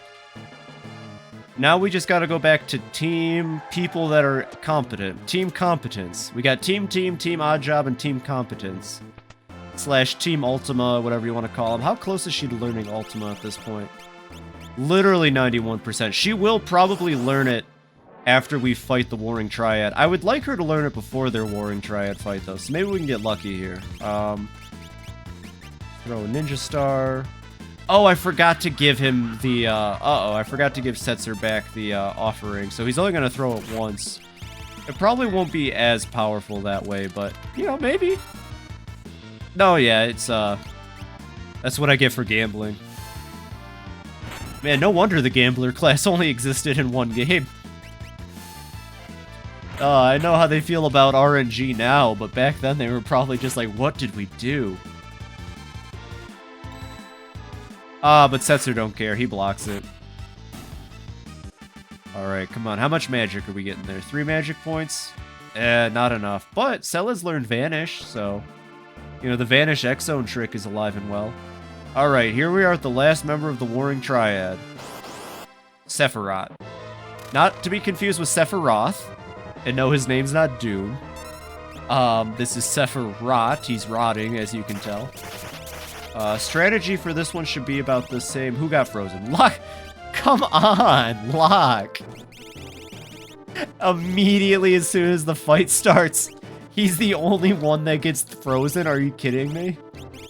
Locke, alright, I'm gonna use my tack stars on this fight. I don't even care anymore. Locke, I'm kind of embarrassed to say that you're a part of this team. Yeah, look at that. The tack stars are just gonna do damage. I was hoping to steal something. I think all three of them... yeah, all three of the Warring Triads should have something to steal. So if you really wanted to be insane about it, you could fight one member of the Warring Triad, leave Kefka's monument tower, whatever it is, swap Locke onto another team, have Locke go and steal from the next member of the Warring Triad, leave again, put him on the third team, and then just kind of repeat the process. Although we know how Locke works. He's not going to steal anything. He's just not going to steal anything. It's not going to work like that. You best be frozen. Oh, it was Locke and it was Setzer this time. And Shadow is down. Looks like Sephiroth retaliates with a lot of physical damage. So we'll have to be careful about that. Anyways, we'll thaw out Locke. We'll thaw out Setzer. Couldn't steal. Good job, Locke. You're really doing it. I'm pretty sure you can just get really good... Oh my god, he's hitting hard. I'm pretty sure you can just get really good weapons stealing from this guy. He's casting something called Force Field. My screen just went white. Poison Element. I don't know what that said. I think it said basically don't use Bio. We'll raise Shadow. I need him to cast... What was I having him cast? Oh. It's probably fire or something. You know what? Just throw your dice at him, Setzer. Just do that thing you do with your dice. Good job, Setzer. I really thought that was going to kill him. What else can I throw? We can throw the gold... You know what? We have 2 aura. Let's throw an aura at him. And he missed the steal. And now he's probably going to die. Oh! Just barely survived that. Alright, Cure 3 the party. And then I'm going to cast Haste on Locke in hopes that Locke can actually do something. I don't know what 3 bars does, but we got 3 bars on the old roulette wheel. Oh, it summons Phantom. And that did nothing. Good job, Setzer. Oh, never mind. It turned Shadow invisible. That might actually be beneficial. Let's throw the gold lance at him. Maybe that'll do something. Oh my god, Locke. Why? It writes itself. The game, like, knows. Life 2 on Locke. Tier 3 on Shadow. Earth Element Ineffectual. Okay, I see what that's saying now. What else can we throw at him? We can throw the Doom Darts at him. Might as well. I mean, they're darts, so that makes sense. We'll use the slot machine again. We'll see what we get. I think that's just going to get us the Mericidian Rabbit. Or Mysidian, whatever it's called in this one. Doom Darts, go! That was definitely playing cards, but, you know, whatever. Reverse polarity. No, don't switch our... Oh, no, he swapped what, row we were in. The monster. He has a lot of health, actually. Okay, if we don't steal the item here, Celes will probably kill him with the dual flare. And if Celes doesn't kill him with the dual flare, then I'm definitely sure throwing the thief knife probably will, right?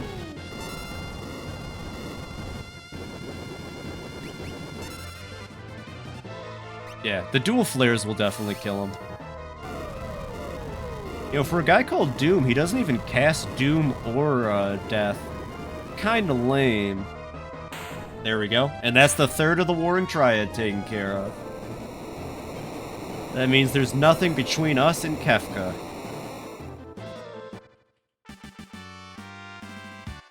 Learned Ultima. Heck yeah, right in time for the finale.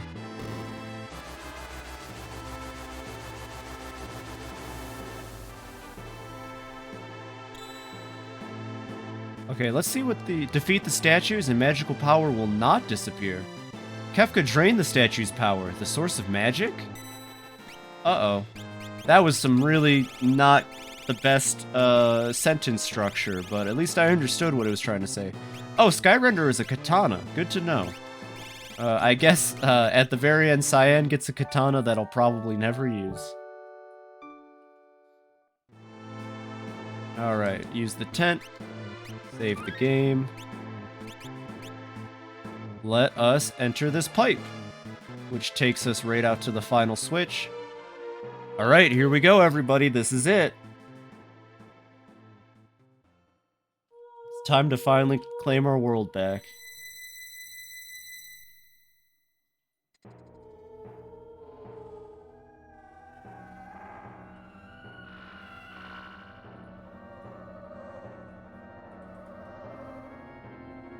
I like how Locke's at the front of the team like he's the leader or something. Welcome, friends!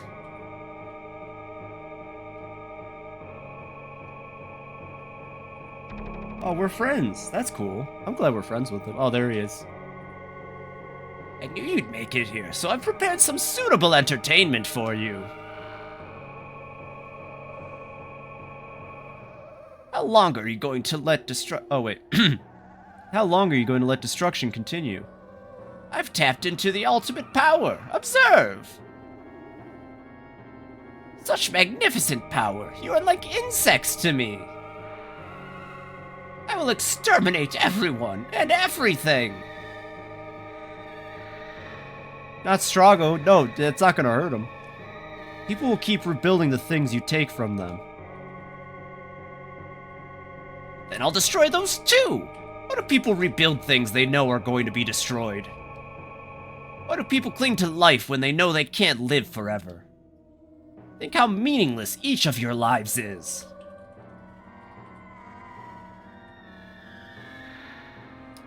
That's the point.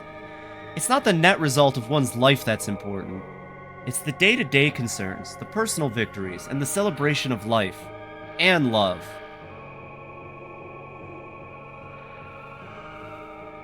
It's enough if people are able to experience the joy that each day can bring. And have you found your joy in this nearly dead world of ours? Yes.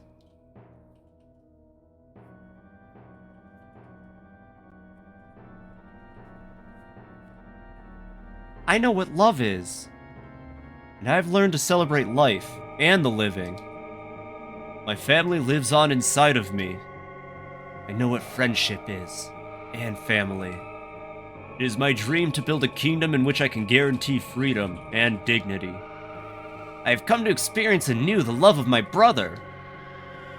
I've met someone who can accept me for what I am. I have a special little granddaughter.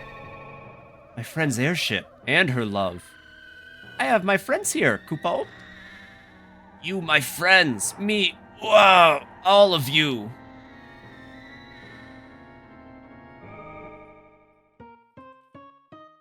This is sickening. You sound like chapters from a self-help booklet. Prepare yourselves. Now, for my next trick, I will make you all disappear. Kefka, you don't know what you're doing. Stop. What? Get them out of there. Oh, it's too late. Oh, God, Kefka. Uh-oh, he's throwing a little tantrum. I command the greatest power in the universe. You are all helpless before me. Ooh, he's using a little too much of that magic. Oh, my God. I will destroy everything. I will create a monument to non-existence. Oh, we learned how to do that too. Life will go on. There will always be people and dreams. No, I will hunt them down. I will destroy it all. Destroy, destroy, destroy. We will not allow you to harm another living thing. But what fun is destruction if no precious lives are lost? There he goes, just trying to prove a point, I guess. Kind of a clown. He's being kind of a clown right now.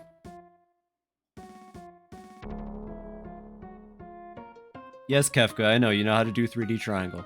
It's over, Kefka. Alright, here we are at the end of the game. For the final fight, you get to choose your order of party members. If one party member faints, instead of having time to res them, you do get like a second to res them, but if you can't, they get swapped out for the next person. This is why it's really important that every character is at least strong enough, because you could end up fighting the final boss with a team of 4 really good characters and the rest stink. And that definitely happened to me the first time I played this game years ago, when only Sabin, Celes, Cyan, and Mog were properly leveled. However, we'll lead with Celes. We'll throw Locke in, because why not? For the final 2 starting party members, I'm thinking, honestly, we'll do Gao, and I'm not sure who to pick for the last one here. Probably someone who can actually do something, because Locke is going to hinder the starting party. I'm thinking we'll throw Shadow in. And then we'll have Setzer and Mog on backup immediately. And then at that point, it doesn't really matter, but we'll try to do strong characters first. Actually, shoot, not Setzer. I meant Strago and Mog, not Setzer. And then Sabin, Terra, Umaro, Edgar, Cyan, Setzer. This should work. Setzer does go at the end, though. Alright, and here we go. Final boss time. We gotta fight our way to the top. Alright, so I'm just gonna be, like, Shadow is literally just gonna... Oh, no, I just threw that! Alright, starting off strong, we're immediately throwing stuff at Celes. Complete accident. I meant to aim for one of the arms. And now I can finally show this off. Celes knows the ultimate magic, and she can dual cast it. You can steal stuff off the final boss, probably. I'm not even going to test that. I'm gonna say, yeah, probably. But, we're good. We'll just have Locke here to cast haste on the team. Yeah, look at that damage output on Ultima, though. So good. It is so good to teach somebody Ultima in your party. We might be able to blast through the final boss with Ultima, honestly. Oh, and the music. Of course, anybody who's, like, been into Final Fantasy enough probably knows about Dancing Mad. Maybe one of the best pieces in Final Fantasy. It's at the very least high up there as far as, like, good music in the series goes. I love Dancing Mad so much. Every movement leading up to the finale. Oh, what a great final boss. Let's kick his butt, though. This clown has gone on for too long. You know, we can't let him continue to treat and disrespect life this way.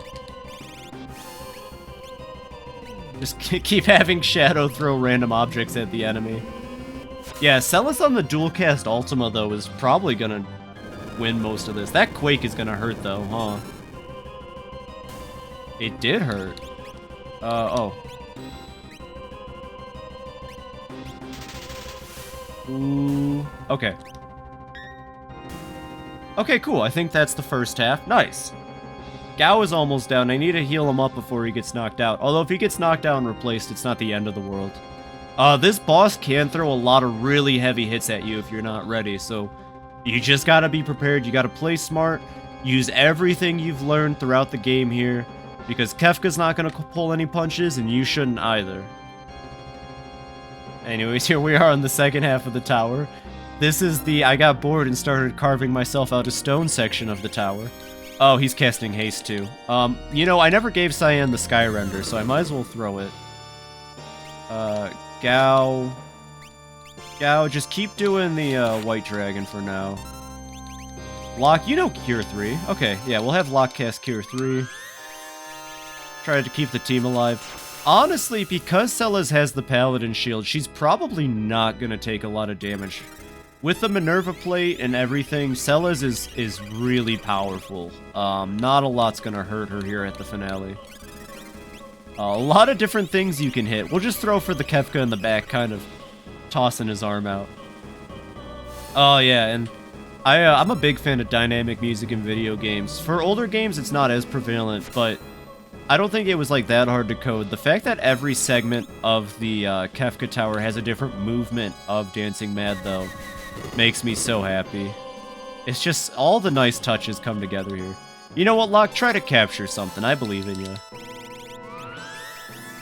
And we'll just keep spamming Ultimas. Throw in the Mithril Blade.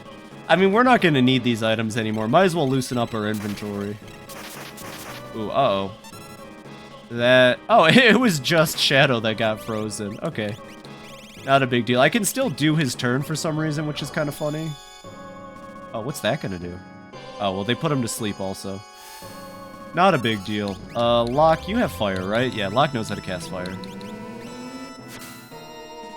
This team might actually be enough. I might have been over-prepared for the Kefka fight. Just a teensy bit. Just a little weensy bit. I could still see somebody getting knocked out with death pretty fast. Also, I think just about every enemy on this tower has some kind of death rattle, so I gotta be careful of that. Celes doesn't care, though. She's just blocking everything.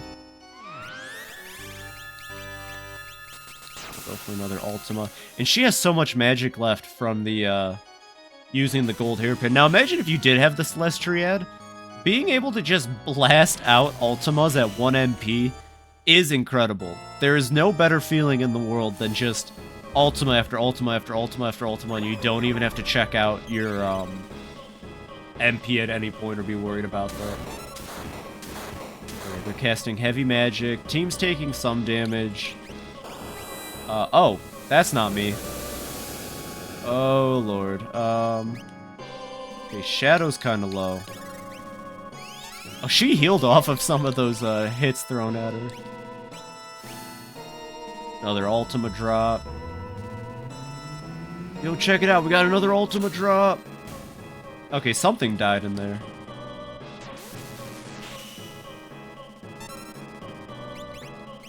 Just keep throwing the Ultimas at them. Keep up the damage. Just don't worry about it. 10 hits. Oh. Okay, 2, 3, 4. Oh, no, Gao got hit. 5. Oh, Shadow's out. Oh, no. 10 hits is actually probably gonna... Nope, there we go. Thank God Celes blocked half of those hits. Okay, so that's Shadow down. He'll probably swap out. I think we have... Who was next up on deck? Either Mog or Edgar, one of the two. Alright, here we are, moving on up the tower. Getting pretty close to that tippy top of the tower. He's just chilling. Oh, Strago. Oh boy, we got Strago up. Alright. Time for the Strago special. Throw some meteors out. Gao, you just keep using the White Dragon Rage. I'm amazed at how well that's been working out for him. Locke is surprisingly staying alive. Good for Locke. I'm actually really happy that he hasn't just completely pulled a lock on us yet. He's doing his best. He really cares about fighting Kefka. It was the one thing that finally put him in the mood to fight. Yeah, so Strago's on Meteor, Celes on Ultimate. We'll be able to fight our way through it. Oh, we already killed one of them. Not even bad. Also, I love the animation for Ultima. It just looks so destructively powerful. Yeah, I was gonna cast a Holy. I have a feeling this thing might heal off of Holy. No? Okay, we're good. Is that our Meteor? Okay, cool. For a second, I thought that was the enemy casting Meteor. I got nervous for a second. Oh, White Wind is not good, except for everybody dodged it or didn't get hurt by it. Couldn't steal. There is something to steal. Come on, Locke. Locke. I really want to know what the final boss is holding. Train? What do you mean, train? That's not a train. That's a triangle. And we're all blinded. He gave us cool glasses. That's nice. He's casting something called Meteo. That looks very... That didn't hurt at all. We're gonna have the team use remedies on themselves to cure that blindness. I really wonder what train was supposed to be. I was expecting a train to run through the map, honestly, but... I guess Kefka's not powerful enough to just summon trains out of nothing. Alright, we'll heal up with Cure 3. He's casting Meteor. Oh, that might actually... That might actually knock Gao out. Oh, never mind. It somehow missed, even though Gao was clearly, like, taking damage animation. I mean, I'm not gonna complain. I'll take it. All right. All you, Locke, steal it. Oh, shoot. The final boss just has an Atma weapon on him. Oh, no, Gao. All right, well, here's our final team. It'll be Celes, Locke, Mog, and Strago. Are you guys ready to fight God? I'm kind of nervous, not gonna lie. Although we will survive. We will win.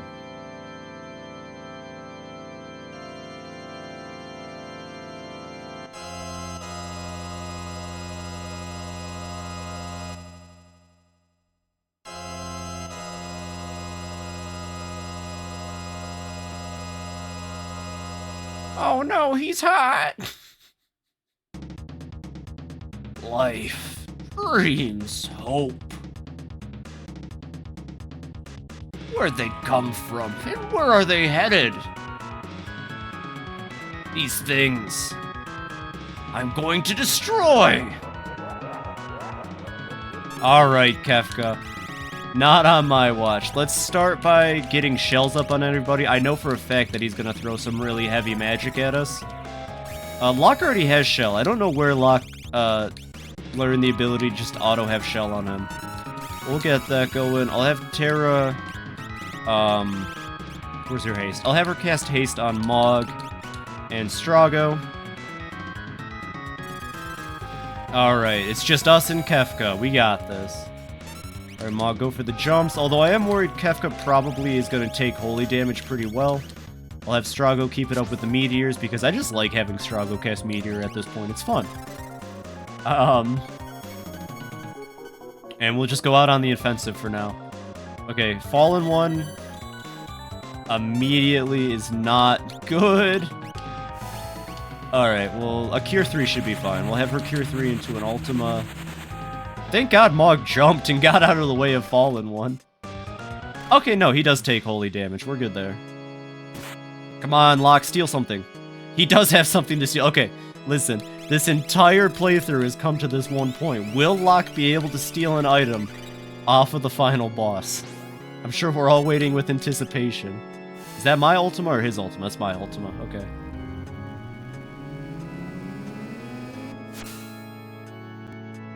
Alright, come on, Locke. Steal something off of him. I want to see it happen.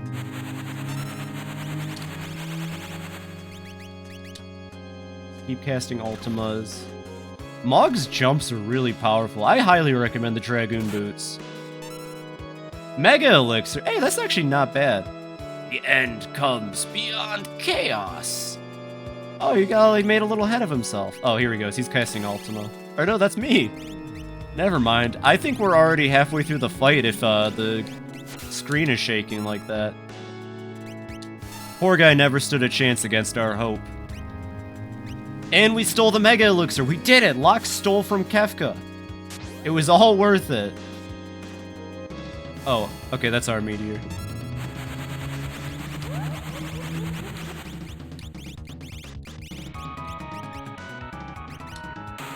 And done. Wow, that was surprisingly easy, but again, I was very overpowered for the fight.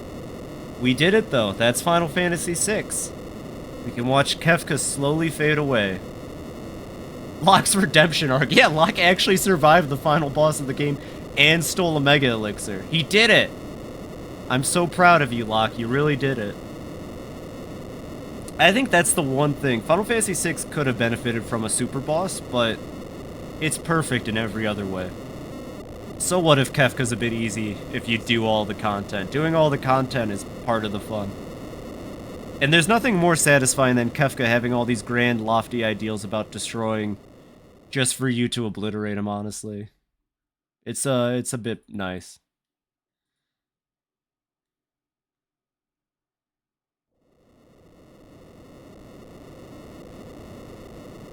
It's breaking up! Go-Go, Realm! There's no time to lose. Airship's just up ahead.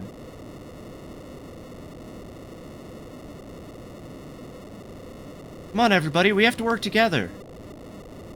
Tara, what's wrong? The Espers. Now that Kefka's dead, the magic is going away. What does that mean for Tara, though? The Magicite. Magic is disappearing from this world. The Espers, they no longer exist. You mean Tara, too? Come with me. I can lead you out with my last ounce of strength.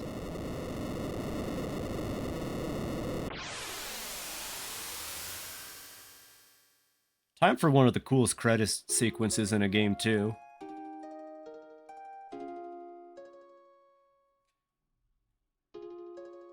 I'm not going to say that was Final Fantasy VI and give my thoughts just yet, because the game technically isn't over. We have a little bit more cutscene.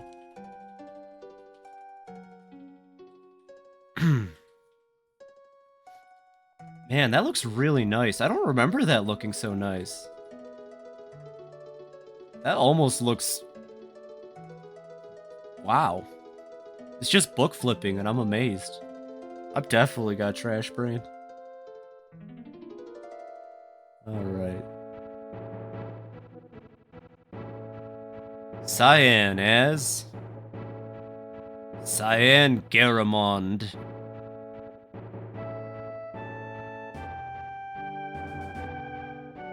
Phoebe's first time seeing a book. Yeah. Cyan, think you can handle that switch? Machines. I hate machines.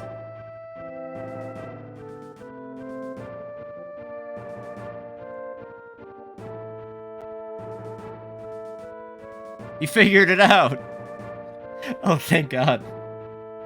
You just have to show technology who's boss. Yeah, that's why my toaster's busted. Setzer as... Setzer Gabbiani. Would it be Jabiani? That sounds... No, I probably just butchered an Italian word. Oh.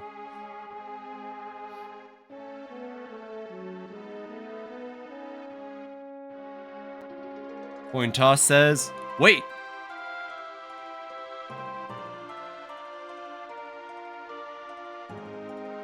Oh my God. Let's go that way. Sometimes in life, you just have to feel your way through a situation. Daryl, I'm starting to sound just like you.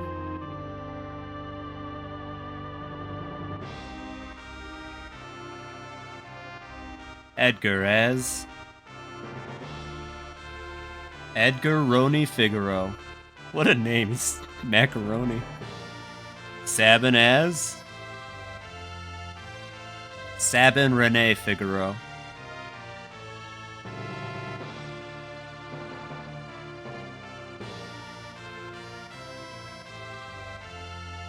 Oh my God, he's powerful. I didn't turn my back on the kingdom, big brother. I knew you'd be a better king. I tried hard knowing I might have to help you one day. Now I know why I have these stupid muscles.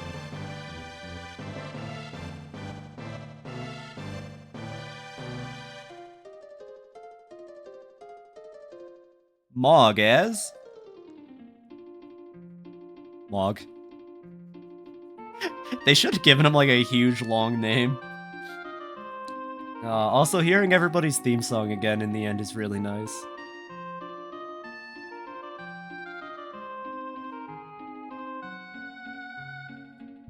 Help! Save me, Kupo! Mogthew. Mogthew Maximilius Baxter.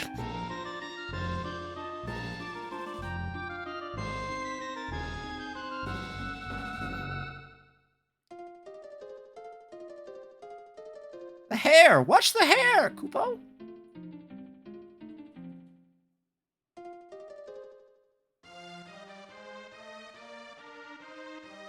Umaro as... Keith David. I mean, Umaro.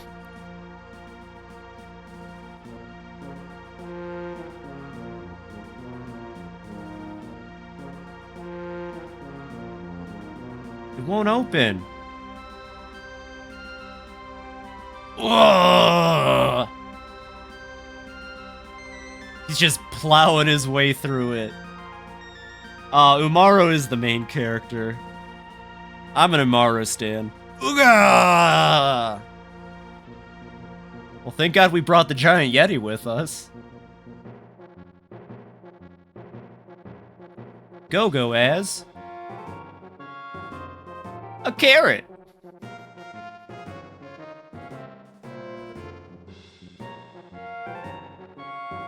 Go. Go.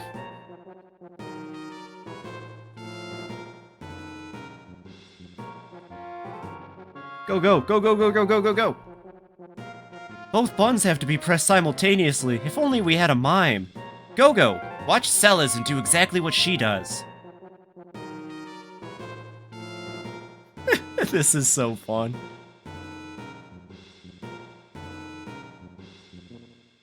And there he goes. Gao. I wish they could have given him a last name, but there he is. Gao.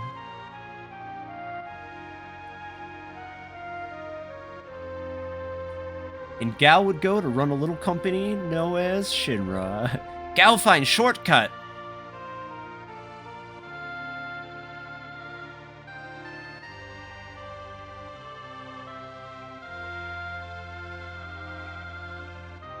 Gao finds shortcut. Just tosses her up.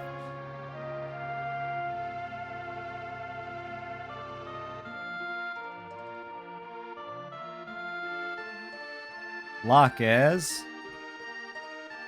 Locke Cole, also known as the Floor Tank Extraordinaire, also known as the Lung Ripper.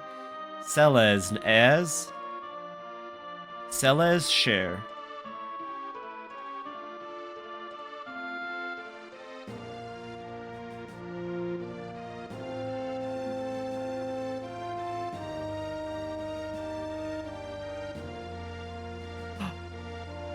Come on, the floor's about to break apart.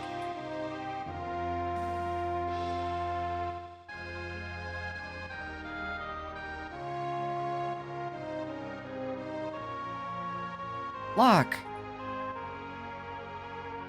I will not let go. I promise. Dang, he's strong. He almost ate it trying to pick up that silly trinket.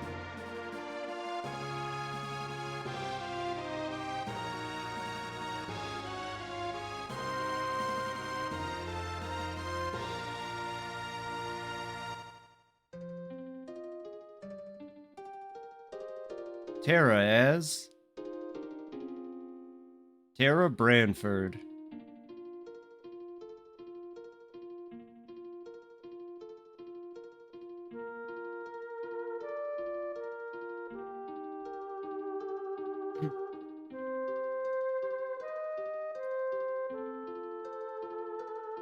Father? Tara, we must part now. We Esper will disappear from this world forever. But if the human part of you is very strongly attached to something or someone, you will probably be able to remain in this world as a human being.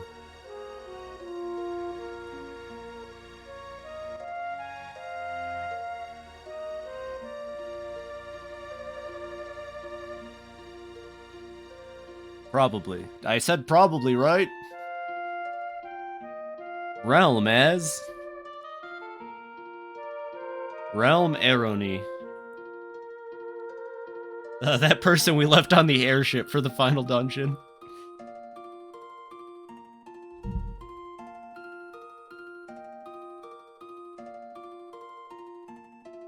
Grandpa, stop goofing around. Sorry, dear. If I hear even a peep out of you, I'm gonna draw your portrait. No, anything but that.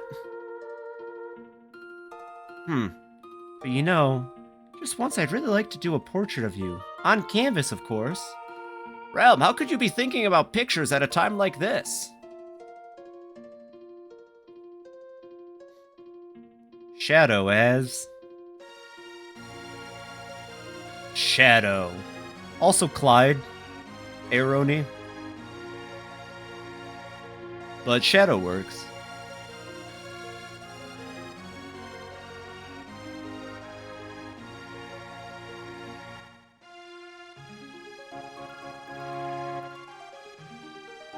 Interceptor, get going.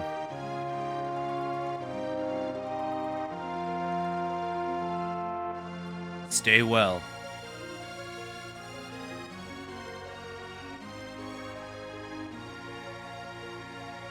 Baram, I'm going to stop running. I'm going to begin all over again.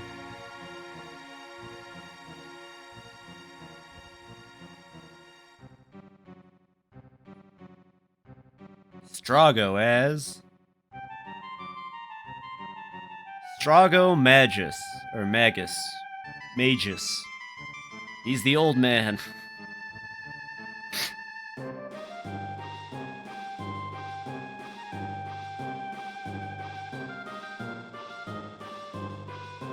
Oh no! A kid like me doesn't know the meaning of defeat. God, 70-year-old man, sure. Yeah, of course.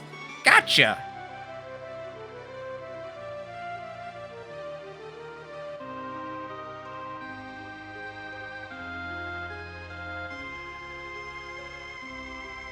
And you. Me? I'm in the credits. Thank you, Final Fantasy VI.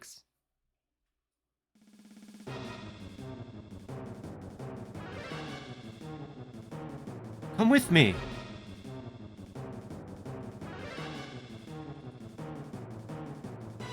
Hey, maybe we should put like a Gao on the wheel. The last piece of magicite. Terra, it's okay. Your power, it's fading.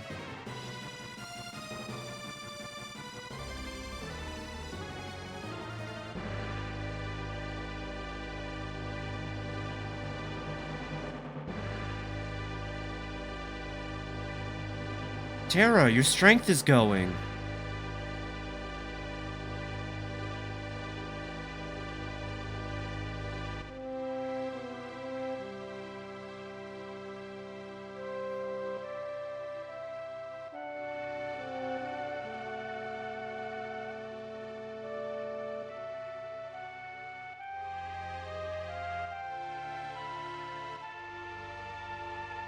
It's all the kids Terra saved. No, it's gonna happen. I forgot her name. Do it right, Katerin. Katerin's her name. Gotta hang in there. Cave people, cave child.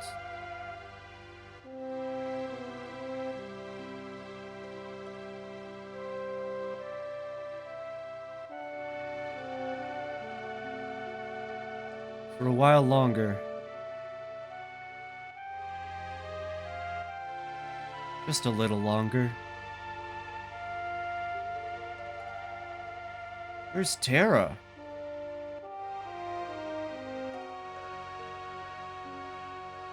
Terra!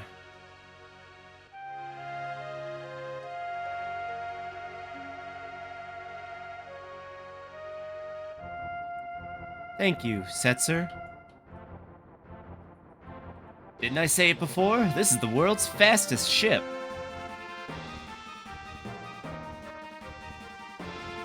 Thank you, Hironobu Sakaguchi, for honestly one of my favorite games of all time. Even though I couldn't remember half of it. And thank you to Yoshinori Kitase, Hiroyuki Ito. I could thank every single person, but it would take forever. I will say this, though. That was Final Fantasy VI. I just kind of wanted to play it on a whim. It'd been a bit since I played Final Fantasy VI, and it shows. I have a very solid trash brain with approximate knowledge of things that can be very wrong, but I'm glad that for the most part, it doesn't necessarily affect the outcome. And at the end of the day, if I make a mistake that I feel like is worth correcting, I will.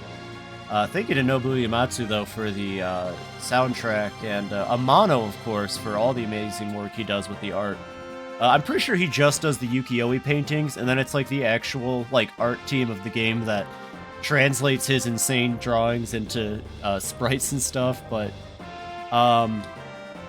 yeah, Yeah, honestly, Final Fantasy VI is a very, very incredible entry in the series. I'm not one to like pick favorites and say definitively which one I would say is good, but from my own personal opinion, I think especially through this playthrough, I'm very comfortable with saying that for me personally, Final Fantasy VI may be my favorite Final Fantasy. Actually, not even maybe. Final Fantasy VI is my favorite Final Fantasy. I love the 13 trilogy. I love 5. I really liked 9, although I only played 9 once, and I need to give it more playthroughs. Final Fantasy VI is amazing. It's incredible. It does a lot right. It does a lot well. It tells a very compelling story with very compelling characters. And Kefka is... I said this earlier in a session that I feel like Kefka kind of doesn't amount up to much, but I was horribly wrong. Kefka is a really compelling villain. Because ultimately, Final Fantasy VI, it is a game about loss, but like in the grander schemes of things, Final Fantasy VI is a game kind of more about the chaos and uncertainty that comes with existence and living. And how one day, in a moment, in a brief flash, everything can change on its head, and everything that you've had, your sense of agency, can be completely destroyed and gone. And as a villain, Kefka fully represents that chaos, that uncertainty, that inability to be prepared for what could happen in a moment. And I think in that deep, yeah, I'm getting deep for a second. I'm kicking the rat in my brain to work. I agree though, yeah.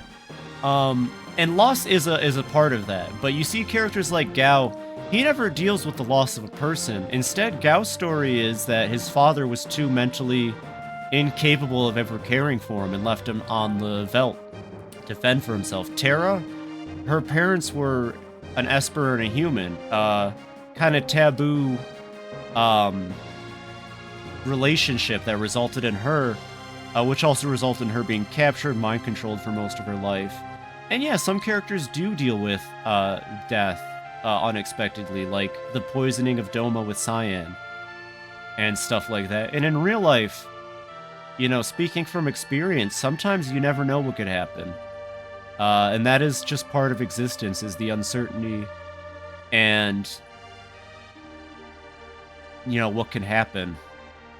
But I think Final Fantasy VI does put up the best argument it can for it. And although, yes, there is a point where Celes does completely give up, and she chooses what I would say is probably the wrong answer. The best thing you can do when you're dealt with this lack of agency, this lack of control in your life, everything could be going great, and then in a flash, nothing could be right. You just gotta pick yourself up and keep going. That's why it's one of the greatest games of all time. Hard agree. You just gotta keep moving. You could be facing down a clown who's announced himself as God because he wants nothing more than to be that chaos and strife in the world. And you just gotta tell him, no, not today. And you gotta fight him. And you gotta pick yourself up and keep going. Because that's the best you can do. And that's why Final Fantasy VI is an incredible Final Fantasy. And it's my favorite Final Fantasy. And it's funny that I picked 6 as the first one to play on stream. Because I do like a lot of the other Final Fantasies, but not a lot of them will I probably get to the end of the game and be this deep, dare I say it, philosophical about. But, as the song kicks in, we got a little bit more cutscene.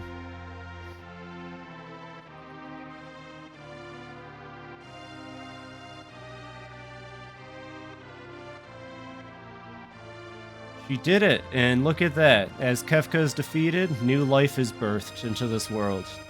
And existence can continue. No matter what happens.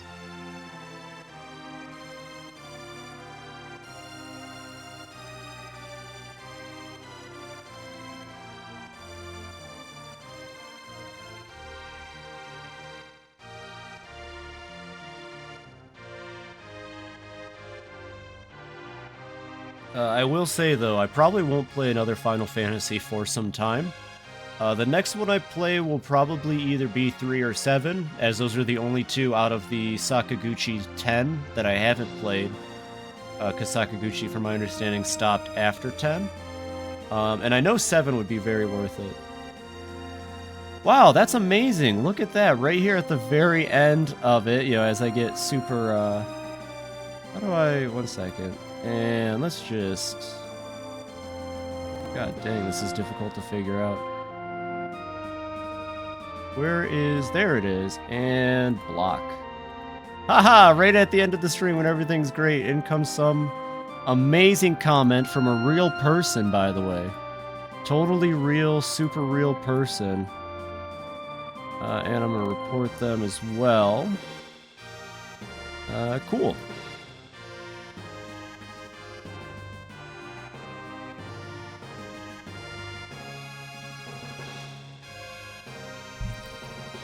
Amazing to toss that in. I hate to ruin the end of the stream. Beep bop. Get out of here, Mr. Robot. We don't like you. We don't like you around these parts, Mr. Robot. It's been a while since I've seen one of those. Yeah, I haven't had one of those on stream. Completely derailed my train of thought. Anyways, here's the finale to Final Fantasy VI. Let's just ignore them. I blocked them and I've reported them, so it's all good. Yeah, I'll probably play Final Fantasy 7 or 3 next. Don't expect it anytime too. I had a craving. I had a hankering to play Final Fantasy 6. And it was very much worth it. Credit, the ending is still going, jeez. So I guess while this is going, today is Tuesday, so I'll take the next 2 days off. However, join me back on Friday for Nier Automata, which is a game I've never played that, a member of the chat really wanted me to play, and I've always wanted to give Yoko Taro's games a good try. So next Friday, we'll be playing Nier Automata. We'll be starting it up. Should be a lot of fun. Should be a nice refresher from Final Fantasy, right? We'll go from one melancholic, sort of, story about the end of the world and overcoming odds to another story about that with robots, though, instead. The end. But yeah, that was Final Fantasy VI. A 10 out of 10. A beautiful 10 out of 10. Join me next Friday for Nier Automata. Join me Saturday for Everhood. And I probably will stream a little bit of the FanFest / live letter for Dawn Trail, just because I'm a huge Final Fantasy fan. And yeah, I got a lot of good stuff planned this year, as I've already said. We got a lot of good games coming up. I've got a capture card, so I'm trying to get that set. And stuff involving that will be down the road. I've been FibiTanuki. This has been a wonderful time. I've had a blast all the way through. Thank you all so very much for coming out, watching, chatting, doing whatever it is you do to help promote me. I really appreciate it. I always have a blast. I am... Oh, God. You made me laugh into a cough. Go take some medicine and sleep. Oh, yeah. I will hopefully be in good health for Nier on Friday. Thanks for playing this game. No problem.